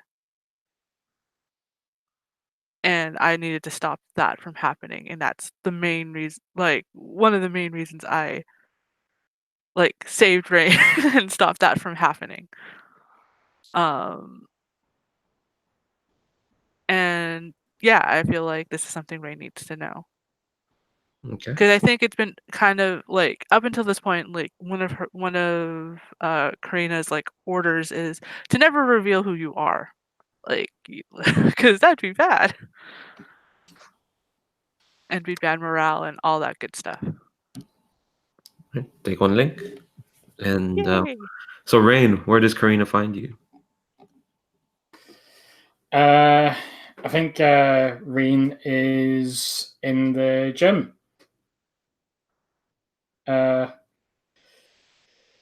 Actually, no, he's at the simulator pod because I think physical exercise is probably somewhat necessary, but not super helpful for piloting.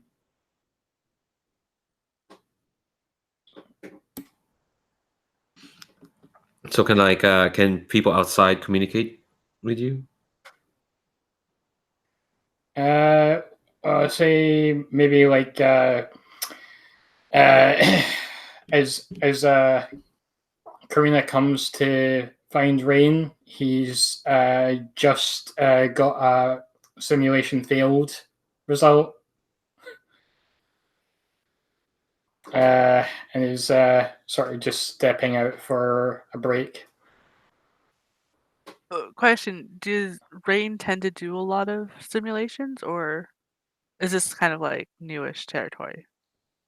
I think he does it as much as he's required by, he does it as much as he's required by the docent. But he's taking extra hours in the simulator at this point. Okay. So I think she walks in and she doesn't say anything immediately. She just like waits a moment to like for I guess Rain to notice her first. Yeah. So I think Rain does that typical anime boy thing where he just smacks a fist against the wall in frustration, because that's totally not going to hurt at all. Of course not. Rain, you okay? I mean, not just that was a pretty intense battle. Yeah.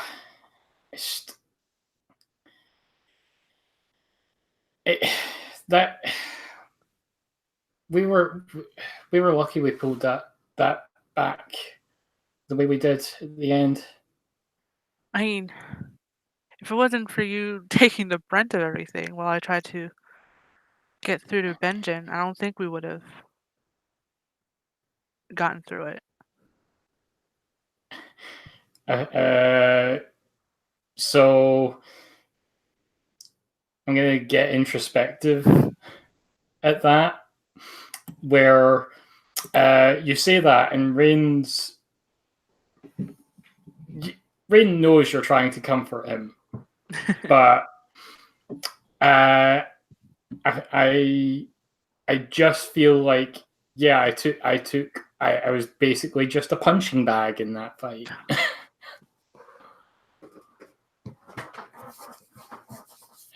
So I'm gonna roll it, get introspective. Plus super ego. Just once. Yeah. So that's plus 1 is 5. What? Oh, I'm looking at the wrong dice. That's why I was like, wait a minute. Oh, wait, no. Oh, dear. We are not going to have another. we can't. Because how would that look when we have a new person coming over there? Okay, all right. Okay, actually, there is a 6- now in this move. On a 6-, narrate a memory somehow related to what's going on. If you do, you don't lose a link, but someone might have to shake you out of your thoughts. So what do you remember, Rain? So I think, like Carina earlier, I'm flashing back to the attack on Roanoke Station. And there's just like... it's a very fuzzy memory, but there's all of this energy around Rain, and we can see his...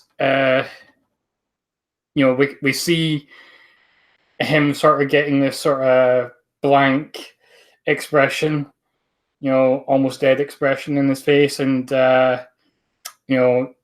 eyes sort of changing colors, and his hair starts to go gray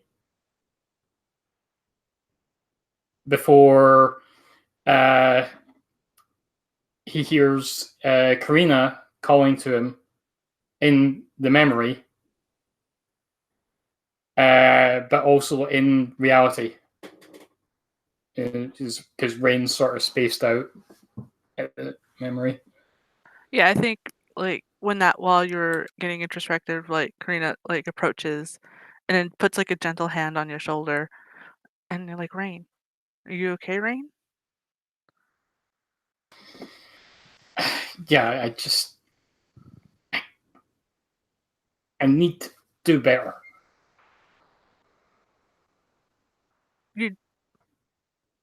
I mean, we all can always do better. I mean, that's what the docent's always telling us. But don't be too hard on yourself. You're despite everything that Mars was saying before the stupid attack and everything, you're here for a reason. And it's not just because you want to help others, because that is a very noble and good reason. But you're. And she takes a moment because it's just like, she's been pretty good about following the specific rule of not telling anybody. So when you asked me the other day, when you remembered that we've met before, I wasn't entirely truthful. They wanted you, the outsiders. They wanted to take you because they could see the potential in you. And I was the only one that knew that they wanted you, and so I made sure that didn't happen.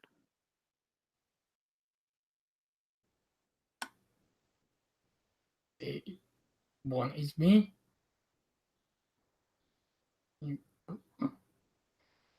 They're very smart, but they're very retaliatory.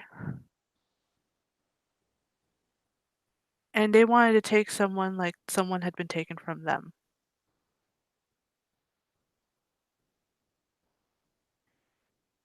You mean taken from them? Like you mean like when they took the planet's core? Sort of. I guess that's a good parallel.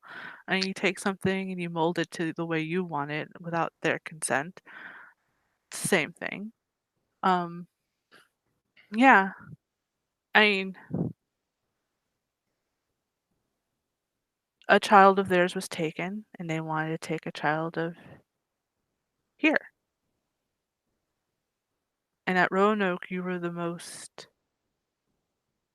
adept, I guess. There's no real word for it in this language. And I couldn't let that happen.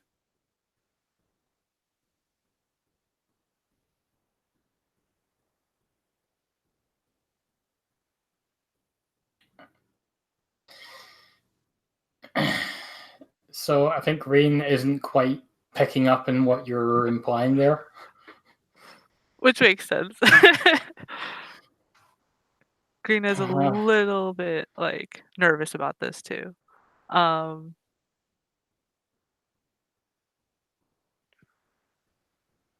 But he's also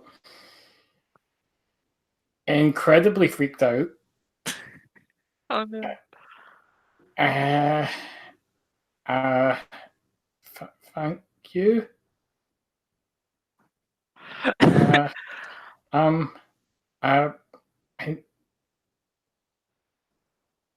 I think he just sort of wanders away in a sort of shock. Is Carina trying to make a connection? I think so. Like, yeah. So let's roll make a connection then, and Yeah. then maybe that doesn't go quite that way. as badly, or it could go worse. Yeah. All right. So just a straight roll. 5. What? Oh, all right. Nobody roll Wait, what? anymore. If I Spend the link. use the spend a link, that'll make it a 7 to 9. Yeah. Yeah. Okay, I'll do that then. So now you choose my either they or you gain a link. Sorry. Tabs. I guess I'll gain a link. I'll regain my link back. Yeah, just so, or how, I've never seen this. Yeah, just so like, no, we don't want to fight a thing at the moment. No, we don't want to do this to the new guy. Yeah. So, I go back to moves.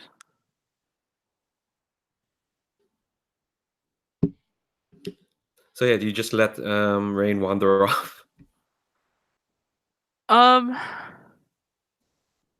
I do, but I say like I'll call on like if you have any questions or if you need, I'm always I'm always here for you, Rain. But I let Rain walk off. Aw. Because it was a lot I gave him. Yeah, it was a lot. I want to know what Benjen's doing. What does Benjen want to do? Let's see. I don't know. I mean, since this is his like, I really haven't been thinking very. I think Benjen, like, this is his like epilogue, and I think he's very much. I mean, in a sense, because we only have a little bit of time left with him. I think he is very curious about why they're putting the remains of this outsider in such on a lockdown, and he's gonna. I think what he's gonna do is I think he's gonna try to talk to both Rain and Carina and see if they want to sneak in and do something that's like not legal and like try to steal information about it or something, because at this point he feels like it's worth it. If he's gonna be like doing what he thinks is terrible things, he should know why and where the end game is. Let's start with like because the Dana Mr. want a one-on-one with Benjen as well. Sure. Let's do that before we get the three of you talking. Yeah, I think that could lead into that. So does Benjen go seeking out Carina? Yeah, I think he'll go seek out Carina first for this and see if he can pose the question. I think. Where would Carina be? So by this point, Benjen was let go from the hospital, right? After a bit. I would think so. Yeah, I mean, he did it maybe his weekend of recuperation or something. I think actually, as like maybe you're leaving, Carina's coming to go visit the pod that is Mars. Like, so That's cool. We can have a scene over Mars. yeah, I'm sure Mars would love that. Yeah, he would. I'm gonna see Darren later tonight, so I'm gonna ask him what sort of face Mars is making as time lapse. Oh yeah, that'd be interesting if Mars could hear everything. And be like, Ooh, yeah. find that out. Yeah, You just can't alright. react. Mm-hmm. So yeah, I think Carina, like, instead of bringing cards, because that'd be stupid, it's like in the pod. She had brought or flowers. She had brought like a sticker thing to stick onto the pod. Nice. And I think, what would it be? I think it'd be just like a sun, like a cartoony kind of like sun, and just placed it like in the general direction of where she thinks his face is, and everything.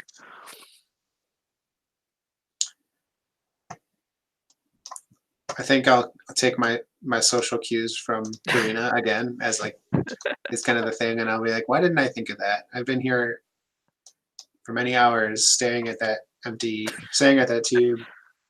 So like I'm gonna sketch something out as well, and just like I don't know if I could etch it or just like paint it onto the side, but it'll probably be a picture of like,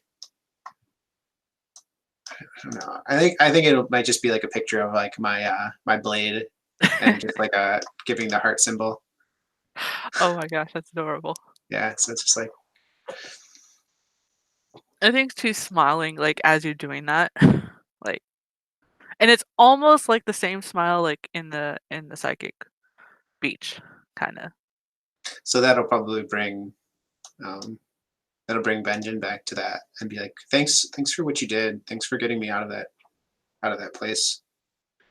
It was really dark.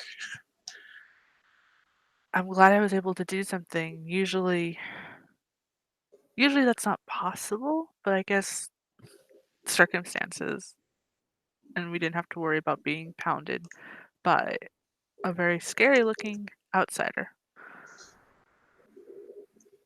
Yeah, I don't know about you, but I'm just tired of waiting around for the next attack. I want to find out more about these outsiders. And You're sounding a little like Mars. yeah, I guess I'll look up at sleeping Mars and be like, yeah, I guess I want. Don't get me wrong. I think he's our proper leader, but I do think that we should make sure that things are in a good place when he's back. I want to have a leg up on the outsiders next time, and I think it's stupid that they're keeping all the research on those remains secret from us. I mean, they're keeping it secret for practically everybody. Be like, I'm gonna externalize my feelings about the docent and everybody, and how stupid it is that they expect us to fight, but they don't give us all the information, and how I could do so much more in terms of my computations if I wasn't limited like this. Okay. That's id. Did okay. Okay, still have a 1. So it's just a regular roll, right? Yep. Right. So I get an 8. All right. So on 79, decide if you blame an NPC or another hilt. If you blame an NPC, they reject your outburst and tell you why you're wrong, and you're going to strain a level. Well, You're not blaming any hilts, are you? but the thing is I don't want to blame a hilt. No, we all just went through a lot. Yeah, I have to. I have to blame the docent, I guess, in this case. Okay. And suddenly the docent appears. Yeah. No, How no. did we get here? No, well. No, let's make it a bit more ominous. Oh, First, strain level. And kind of like, Okay. as you're kind of talking, you can hear like, you can hear the machine that is Mars's tube kind of going. It suddenly just beeps for no reason. As you kind of say all that. And Benjen, you kind of feel your heart twist just a little bit. oh Jesus. And I think Like- Carina was distracted by the beep, so she's like looking at the tube, like not noticing, I think. Yeah, you strain a level. Just strain. Okay, I strained id. So I feel my heart like jump because I'm unsure if something's going to happen to Mars here. Mhm. Or like if something just like changed with his. No, you just feel your heart jump. I don't know why. Oh. It.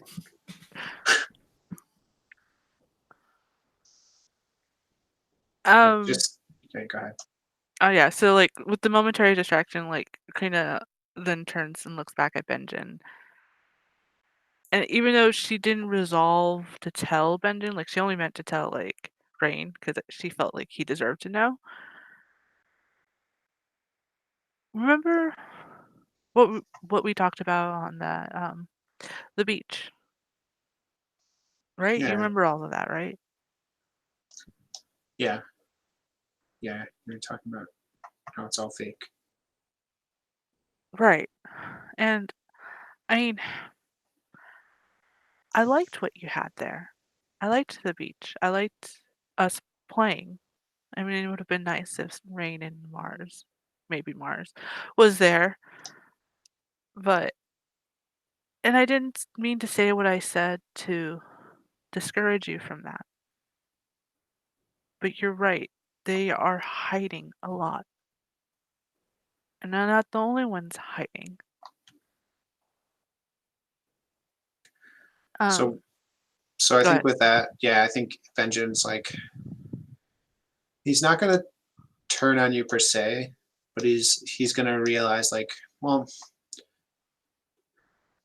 come on, you know that I could help. You can tell me.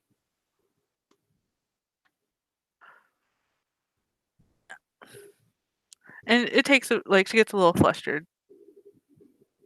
And I think she takes Benjen's hand.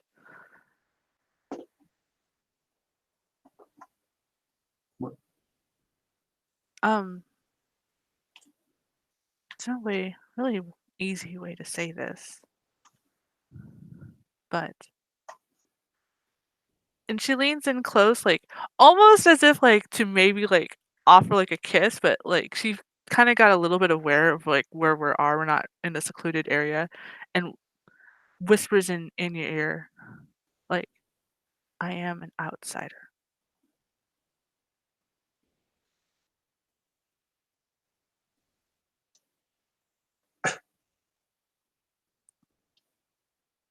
Benjen's just speechless. He is.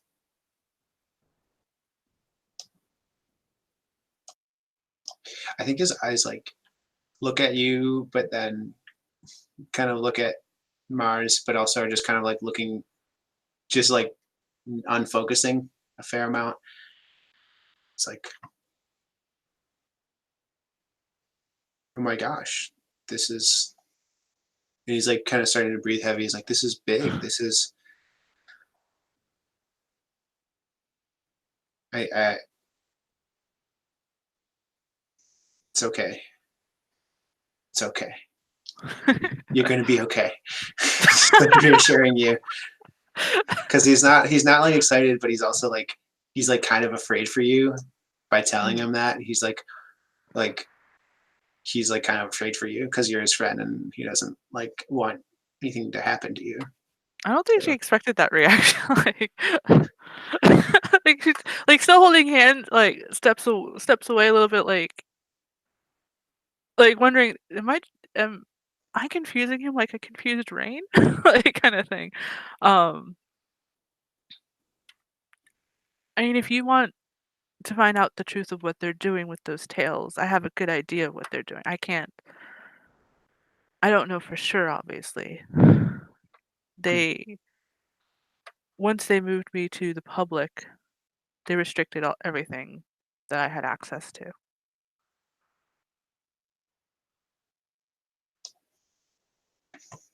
So they obviously know about you if they've moved you to this level of. If you became a Hilt, they obviously knew the risks they were taking. So this is just big. I don't know. So Rain knows. Does Mars know? I don't think I told Rain. I don't think he understood. I don't think I said it right. Rain and I have a complicated history. Mars does not know. Okay. Well, Mars doesn't need to know. Of course, if he's listening, then But we don't know that. yeah, we don't know that.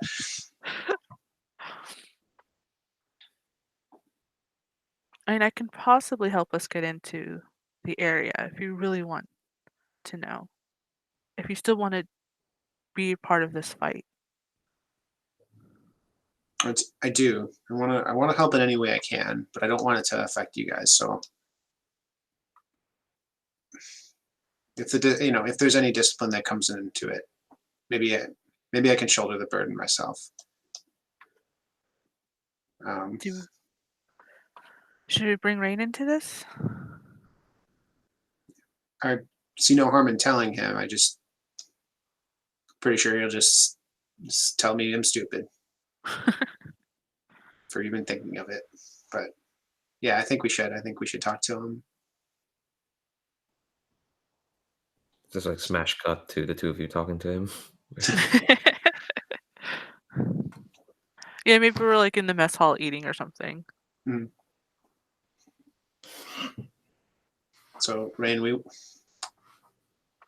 I'm probably going to go and try to break into some of the research that's going on about the outsider and about the remains that we recovered. What? Yeah, you heard that right. I just don't like sitting around doing nothing, especially while Mars is recuperating. I feel like something needs to be done. We need to have a leg up on the next fight.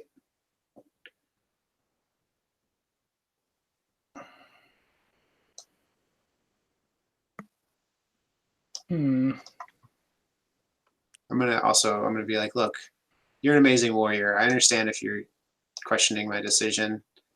You saved everyone's ass out there in space, and it was yeah, there was no way we were getting out of that without you. And I totally understand if you don't want to help me here, because it's what I'm doing. I know it sounds stupid. What's your plan? Well, I don't really have a plan yet. I was gonna sneak, possibly. I can technically get us in the area. Some of my codes still work. But we'll definitely need to be sneaking.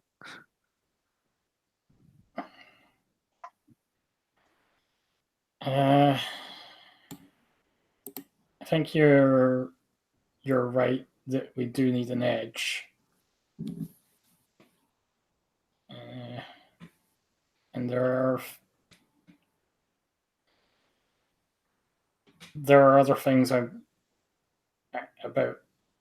the outsiders that I want to know what the guard knows.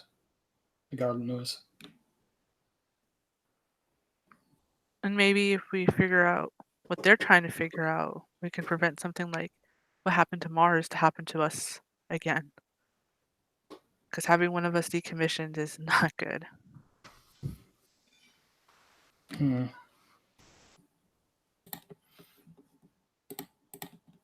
Okay, so I think mechanically how this works is this is going to be a stay out of it roll. Who wants to roll that? Well, I know that Carina has the like fictional kind of edge here, and that she has some history there. But I also acknowledge that that Benjen is like kind of taking the point on this mission, so he's happy to roll. If that's cool. Yeah. This is just going to determine if you're undisturbed or not. Okay. When you try to, I'll roll it then. Is that cool? Okay. Then yeah. Roll plus. Oh no. Exactly. Wow. Yeah, I don't have any links to upgrade this, so. Someone else. I will spend a link to bump that up. Yeah, it was a 5, or yeah, it was a 5. Okay, good. Yeah, I'm worried about that clock. That clock is menacing. Yeah. So on a 79, someone will confront them, ask who, let them have their say, and then choose.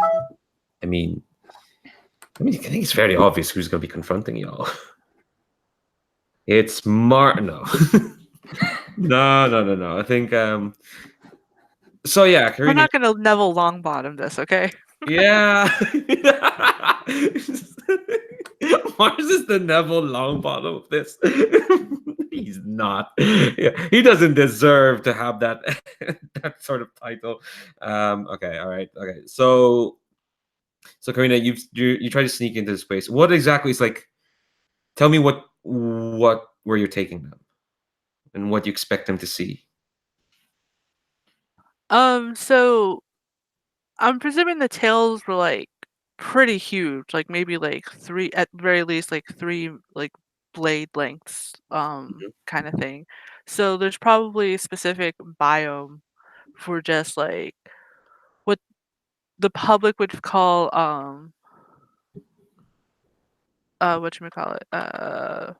like research and development for the core.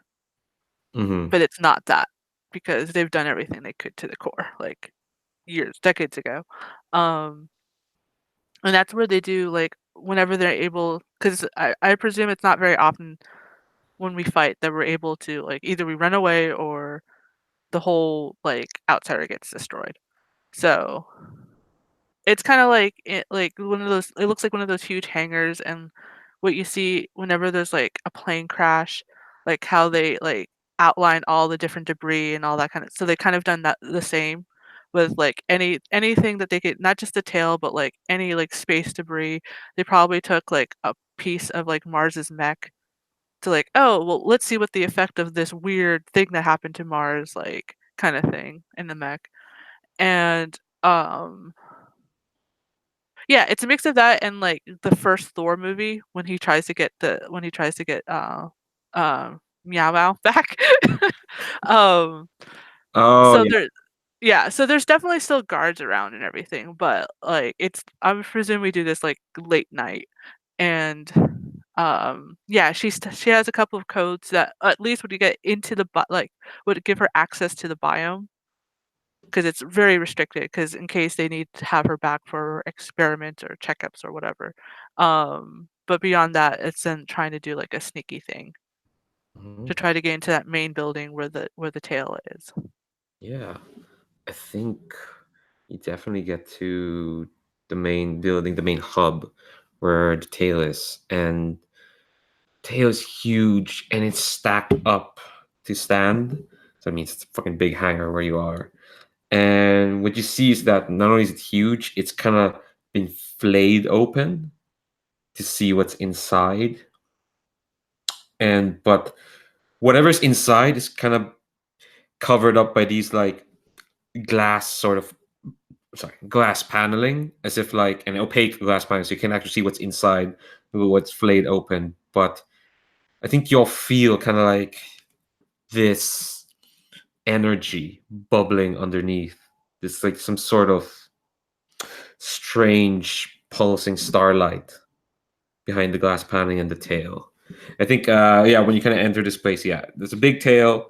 It's like you're like in an open space where the tail is in the middle, kind of stacked up, and there are like desks and benches and like tools scattered about, and there's like a small raised platform that has kind of like some seats, just as if like to just view the tail. And we kind of enter. There's nobody there, well, except for the docent, who's kind of just sitting, watching the tail. And as you three enter, Does she notice this yet? you can't tell. Okay. I look to Benjen like because I totally was not expecting the Joseph to be up still. Yeah, I think Benjen is Benjen's like, I can't believe it. They had to have known. And I think he's gonna look over at Rain, start this all over, and just deteriorate throw our whole relationship out of the window, and just be like, "Did you rat us out, Rain?" I don't even know if he's actually here, so I can't really like. This is what he's thinking, and if your character's not here, then I won't talk at him. So we'll wait. Well, Robert's not here at the moment. Okay, I didn't. Okay, he did say BRB, so Yes. So I'll just be like, well, someone must have tipped him off. Someone heard us in the mess hall. It was Mars. Jared's gonna hate us next Let's week. gather, yeah. Yeah. Let's gather as much as we can before this, before before the docent gets us and kicks us out. So the docent's sitting like right in front of like the splayed opening, or is it like distance away? Like how far are we from where we just entered to the docent and the docent to the tentacle? you are like a good 10 to 12 feet away from the docent, but she's at an angle. Well, she could see the door, but she is just like looking kind of almost serenely at the tail. Okay, You can't tell because she also has that eyepiece that could be feeding her information and whatnot. right. So I'll make like a hand gesture to like both Rain and Benjen to go that way towards wherever like there's like slight maybe shadow section. And as I walk towards the docent, like I'll cause a distraction. And I say I think it and they hear it.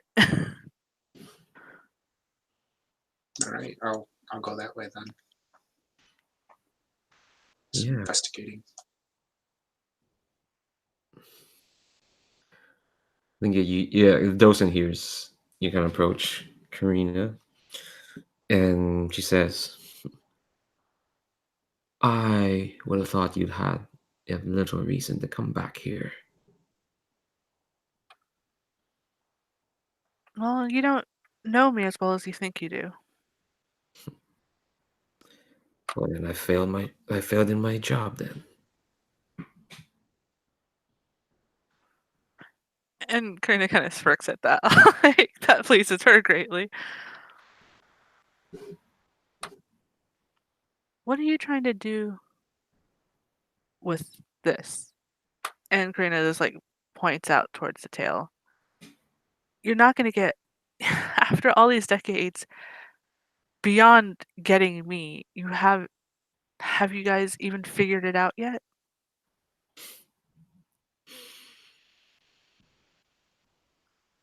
We're past figuring it out. We have now moved on to just simply surviving on it. If we can make sense of it, and certainly once you arrive, whatever sense we thought we had, well, we had to rewrite everything. So now we're merely surviving on it. And I think you can tell that actually, as it stood on, there's actually like, and I think the other two can see this as well as they kind of go around the place, that the tail is actually connected to some sort of like conduit in the ground, and whatever starlight is coming out of it is being pumped into the conduit into the station itself. Okay, question. So make a connection that's only from PC to PC? Ooh, because it's all about squad mates and Hilts. Do you want to connect with the docent? No, actually. I wanted to connect with the tail. No, it's only to PC to PC. Okay.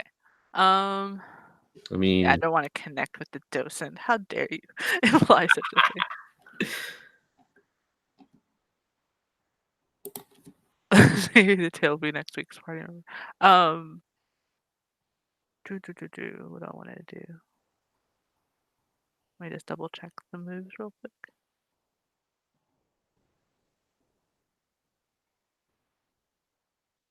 No.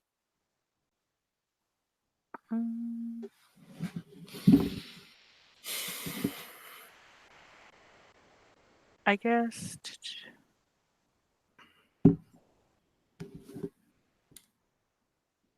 Yeah, actually, it'll depend on like what the other two are doing as we're having this conversation. yeah. And I don't know if Robert's back yet. No, no. We're No, we thinking see maybe- two. We see two heads of his. One of them is unmuted. Yeah, I'm here. Okay. Cool. So yeah, what is Benjen and Rain doing as they're kind of circling around this tail? What do you want to do? You can go first, Robert. If you'd like. So I don't know.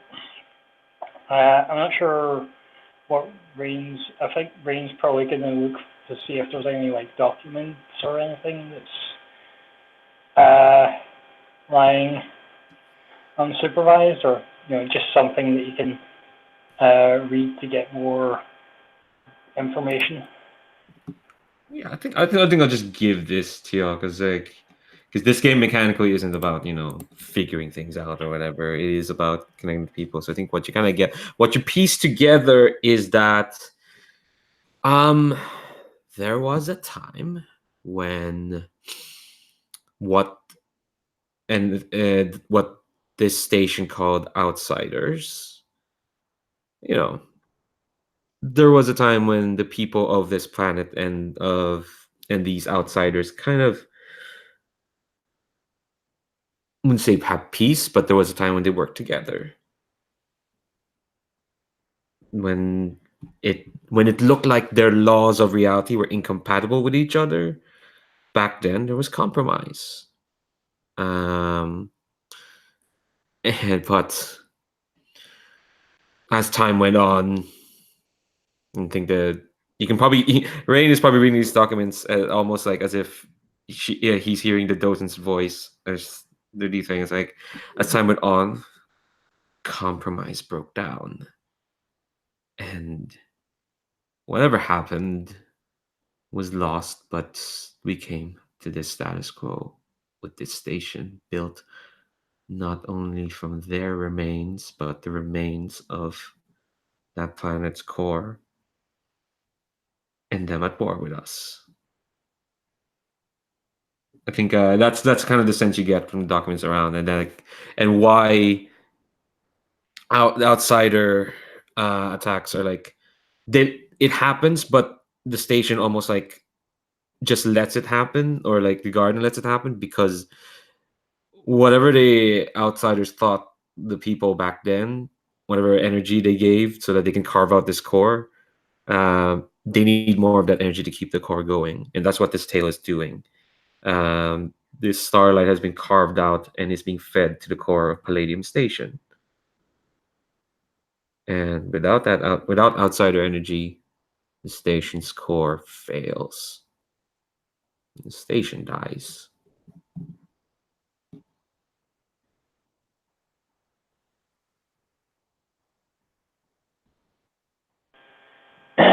So yeah, I think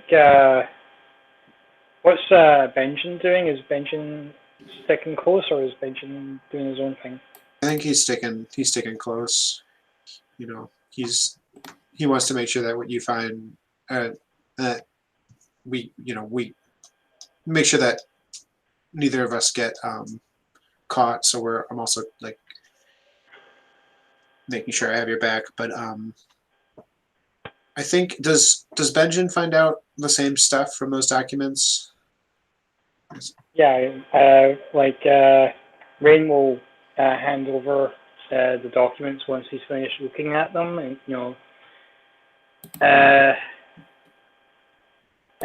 again, I don't think he quite knows what to think about this while he's reading it. He's still kind of staring off and just processing it.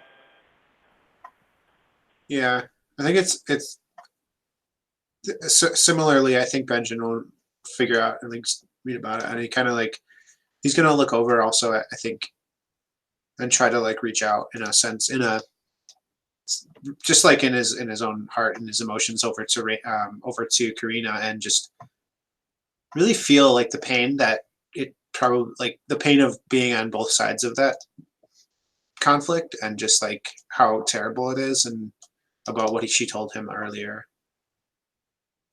And so he's just like, this is terrible. We should get out of here. So yeah, while that's all happening, Karina's still like trying to keep the docent's attention and everything. And after being told trying to survive, I'm like, don't you want to thrive? Wasn't that the purpose of your people coming here?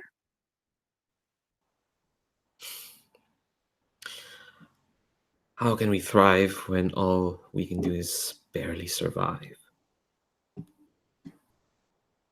I mean, you caused that situation, didn't you? Because I don't think Karina obviously, she doesn't know the history of either people. Like, she only knows what she's learned and from growing up here and knowing certain military truths. But I don't think she knows like that information that they're reading per se. And she only has limited memories of like where she came from.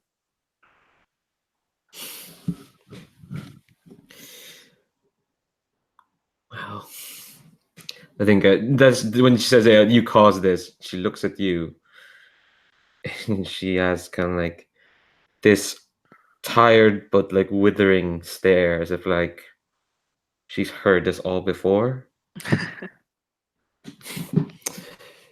and says that, "Oh, don't worry. We've heard the same arguments again and again. No, it was your people's fault for wanting to live. How tragic of us."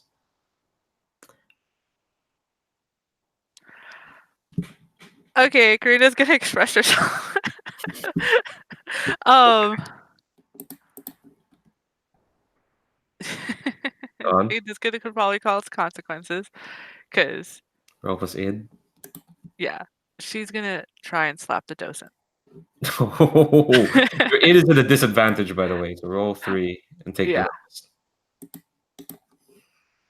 But I still have, right? Yeah, I still have a link though. Yeah. So 8. 8. All right. It's not too bad. So, well, I say not too bad. You don't really win. You just strain a level and the NPC rejects your output. So yeah, you can slap her. Sure. Yeah. I think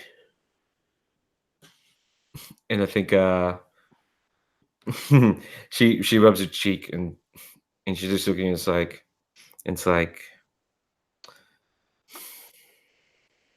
you seem to so eager to fight your kin before.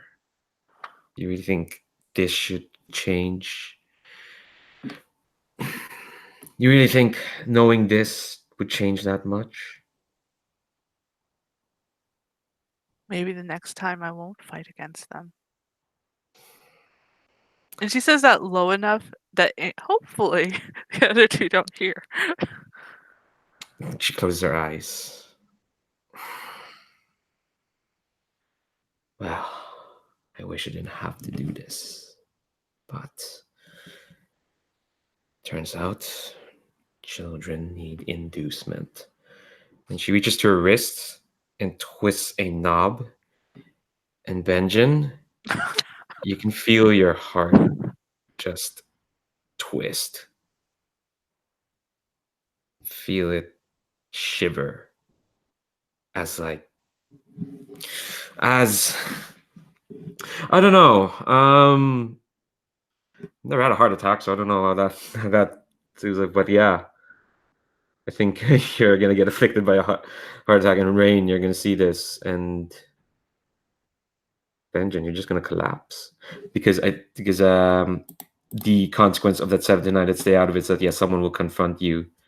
Actually, you need to choose one of these three. Actually, but then again, it doesn't matter because we're not gonna see you next week. Well, what are the three? I'm just curious now. In the stay out of it move. Oh yeah, look, loser strain link. Okay, yeah. I wouldn't mind running away if I could, but since there's this heart thing that the docent has over me, then I think she's kind of sealing my fate. I don't really get to pick. But I do. That is kind of Benjen's impulse, actually, is to at this point kind of run and do independent, be an independent factor in like an NPC kind of in the world. Yeah, I think you run and you out in the open, Carina. You see this, but you only see Benjen run as far as he can before he just collapses on the ground. Mm-hmm. Carina will cry out to Benjen and like glare at the docent before like going over to Benjen. It's like, holy shit, like, because I think would Carina understand the bracelet? I think you understand there's a correlation. Yeah. So I think whatever she expected was going to be on her and not, you know. So yeah, you can feel there's still a pulse, and you hear the docent just say, "Oh, he lives for now as the one least touched by the outsiders. He was the one most susceptible to me. For now, he'll live as inducement."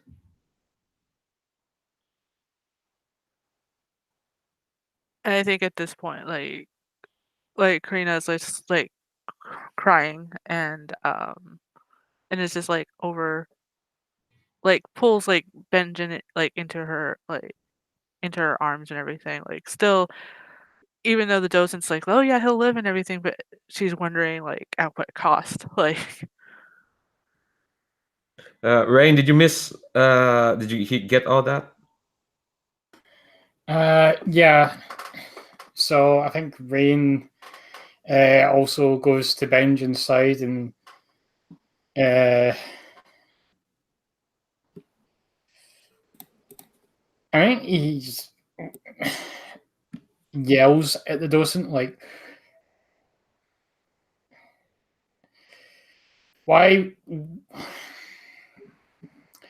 didn't need to do this. Why would you?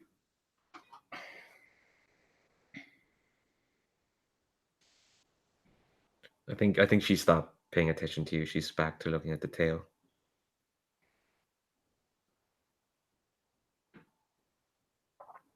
Come on, Rain. We need to get Benjen to the infirmary. Uh, We're and not then- going to get help from anybody else. Yeah, Rain will help you carry Benjen to the infirmary. He just sort of cast a angry look over his shoulder at the docent, who is ignoring. Yeah, thank you. Roll credits. Fly Me to the Moon plays, and The yeah, sad version of Fly Me to the Moon, not yeah, the the jazzy sad version. version. Yeah, I did not expect this session to go this way, but back at that's what we are. Tony, it's been an absolute Yeah. pleasure. It's been a pleasure. The pleasure is mine. You guys are all fantastic. This is, yeah, it's been quite the 3 sessions. Emotional 3 sessions. Yeah. It's a good stuff. Yeah, we'll talk about it off broadcast. But yeah, I just want to shout it out on the broadcast that yes, absolutely, Tony, you've been fantastic. Next week, hopefully, we'll get Darren back, see how Mars deals with all this, and we'll get to meet a new character played by Alex Meltzner, who is fab. I played with him before. Be great. But yeah, I'm gonna stop this broadcast. Yeah, see you next week for the thrilling conclusion, whatever might happen.